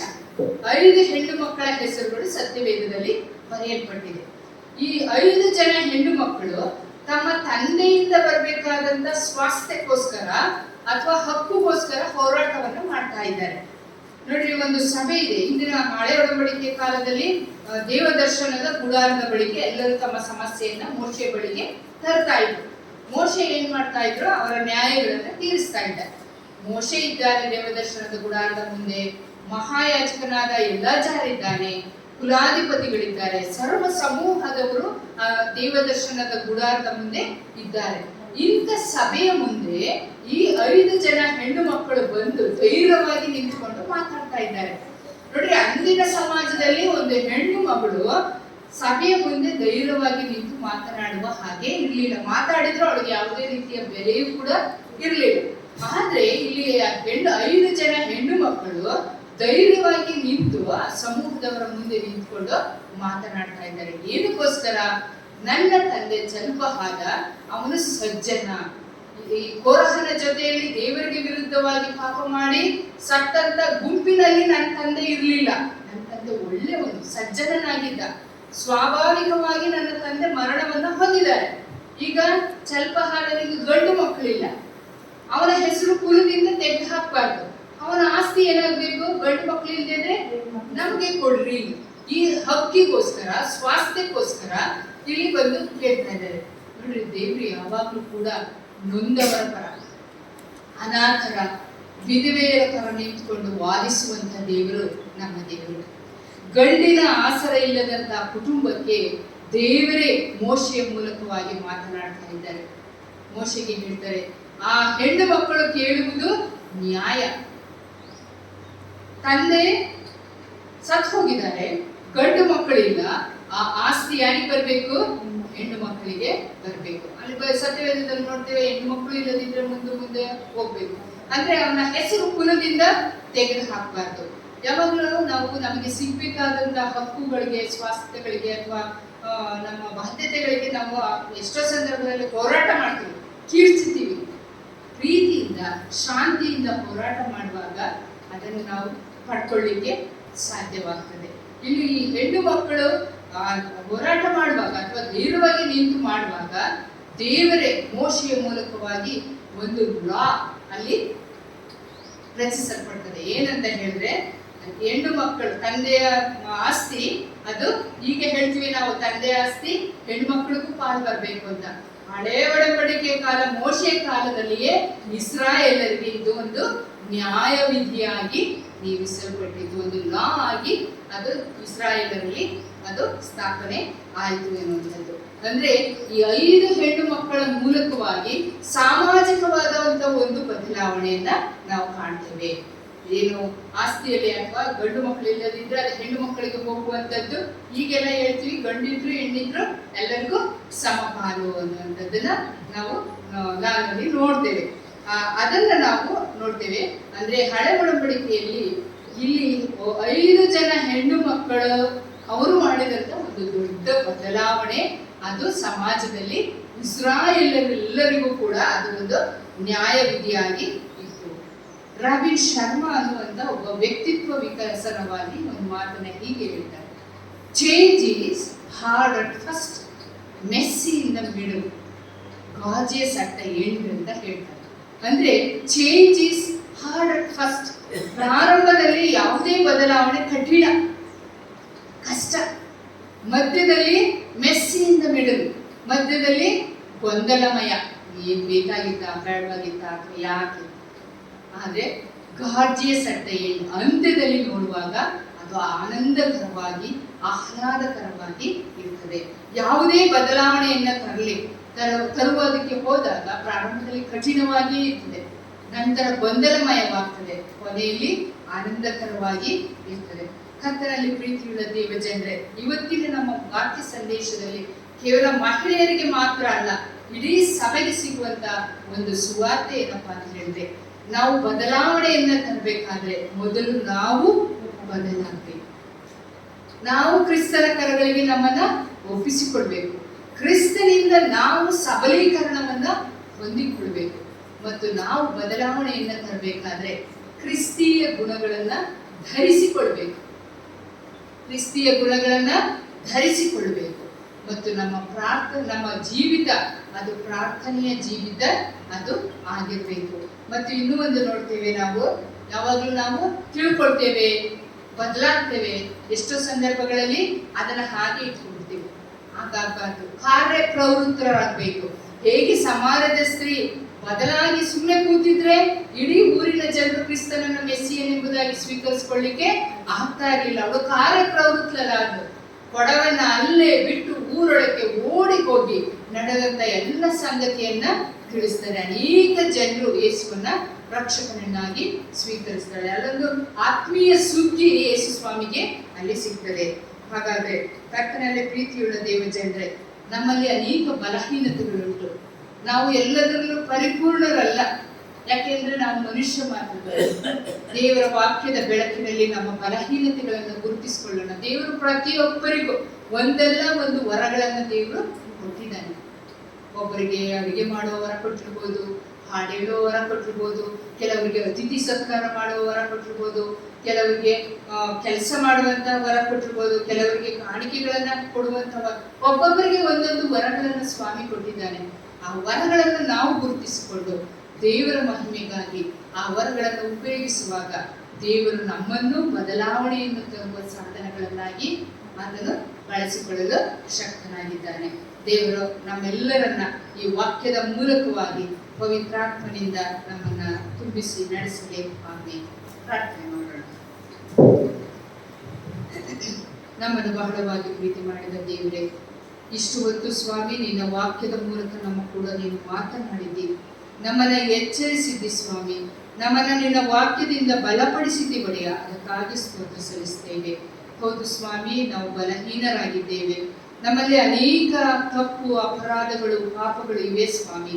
ಆದ್ರೆ ನಾವು ಹೇಳುವ ಮೊದಲೇ ನಿನಗೆ ಎಲ್ಲವೂ ಗೊತ್ತಿದೆ ಒಡೆಯ. ಆದಾಗ್ಯೂ ನಿನ್ನ ಸನ್ನಿಧಾನದಲ್ಲಿ ನಮ್ಮ ಜೀವನವನ್ನು ನಾವು ತೆರೆದಿಟ್ಟು ನಿನ್ನ ಮುಂದೆ ನಾವು ಒಪ್ಪಿಕೊಳ್ಳುವುದಕ್ಕೆ ನಮ್ಮನ್ನು ನೀನು ನಡೆಸಿ ಎಂಬುದಾಗಿ ಬೇಡಿಕೊಳ್ಳುತ್ತೇವೆ. ದೇವರೇ, ಸಮಾಜದ ಸ್ತ್ರೀಯ ಮೂಲಕವಾಗಿ ನೀನು ಮಾಡಿದಂತಹ ದೊಡ್ಡ ಬದಲಾವಣೆಯನ್ನ ನಮ್ಮ ಮೂಲಕವಾಗಿ ಸಮಾಜದಲ್ಲಿ, ನಮ್ಮ ಕುಟುಂಬಗಳಲ್ಲಿ, ಸಭೆಗಳಲ್ಲಿ ಮಾಡುವುದಕ್ಕೆ ನಮ್ಮನ್ನು ನಿನ್ನ ಸಾಧನವನ್ನಾಗಿ ನೀನು ಉಪಯೋಗಿಸಿಕೋ ಎಂಬುದಾಗಿ ಬೇಡಿಕೊಳ್ಳುತ್ತಾ ಇಲ್ಲಿ ತಲೆಬಾಗಿರುವಂತ ಪ್ರತಿಯೊಂದೊಂದು ಆತ್ಮಗಳನ್ನು ನಿನ್ನ ಕೈಗಳಿಗೆ ಒಪ್ಪಿಸ್ತೇವೆ. ಯೇಸುವಿನ ಮುದ್ದಾದ ನಾಮದಲ್ಲಿ ಬೇಡಿಕೊಂಡಿದ್ದೇವೆ ನನ್ನ ದಿವ್ಯ ರಕ್ಷಕನೇ.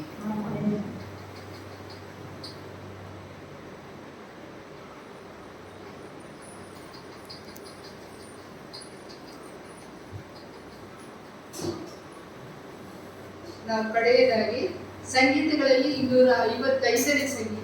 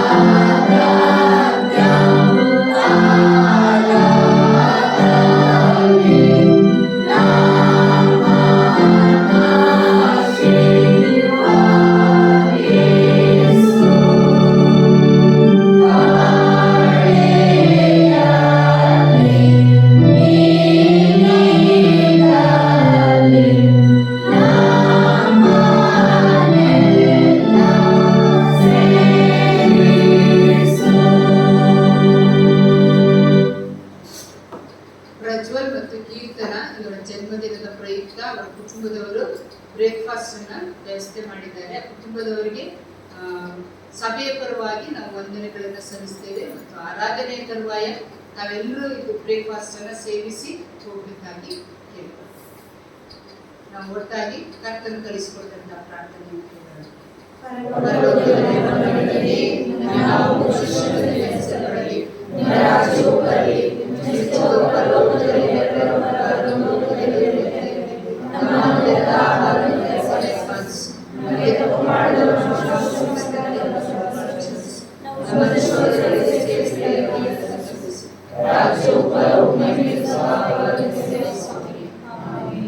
ನಾವು ವಿಶ್ವಾಸದಿಂದ ಕರ್ತನ ಆಶೀರ್ವಾದವನ್ನು ಹೊಂದಿಕೊಳ್ಳುವ ನಮ್ಮ ರಕ್ಷಕನಾದಂಥ ಕ್ರಿಸ್ತ ಯೇಸುವಿನ ಕೃಪೆಯು, ನಮ್ಮ ತಂದೆಯಾದ ದೇವರ ಪ್ರೀತಿಯು, ಪವಿತ್ರಾತ್ಮನ ಅನ್ಯೋನ್ಯತೆ, ನಡೆಸುವಿಕೆ ಮತ್ತು ಸಹವಾಸವು ಇಲ್ಲಿ ತಲೆಬಾಗಿರುವಂತಹ ಪ್ರತಿಯೊಂದೊಂದು ಆತ್ಮಗಳ ಸಂಗಡ ನಮ್ಮ ಆತ್ಮಗಳ ಸಂಗಡ ನಿತ್ಯ ಕಾಲ ಮೇಲೆ ಆಗಿರಲಿ.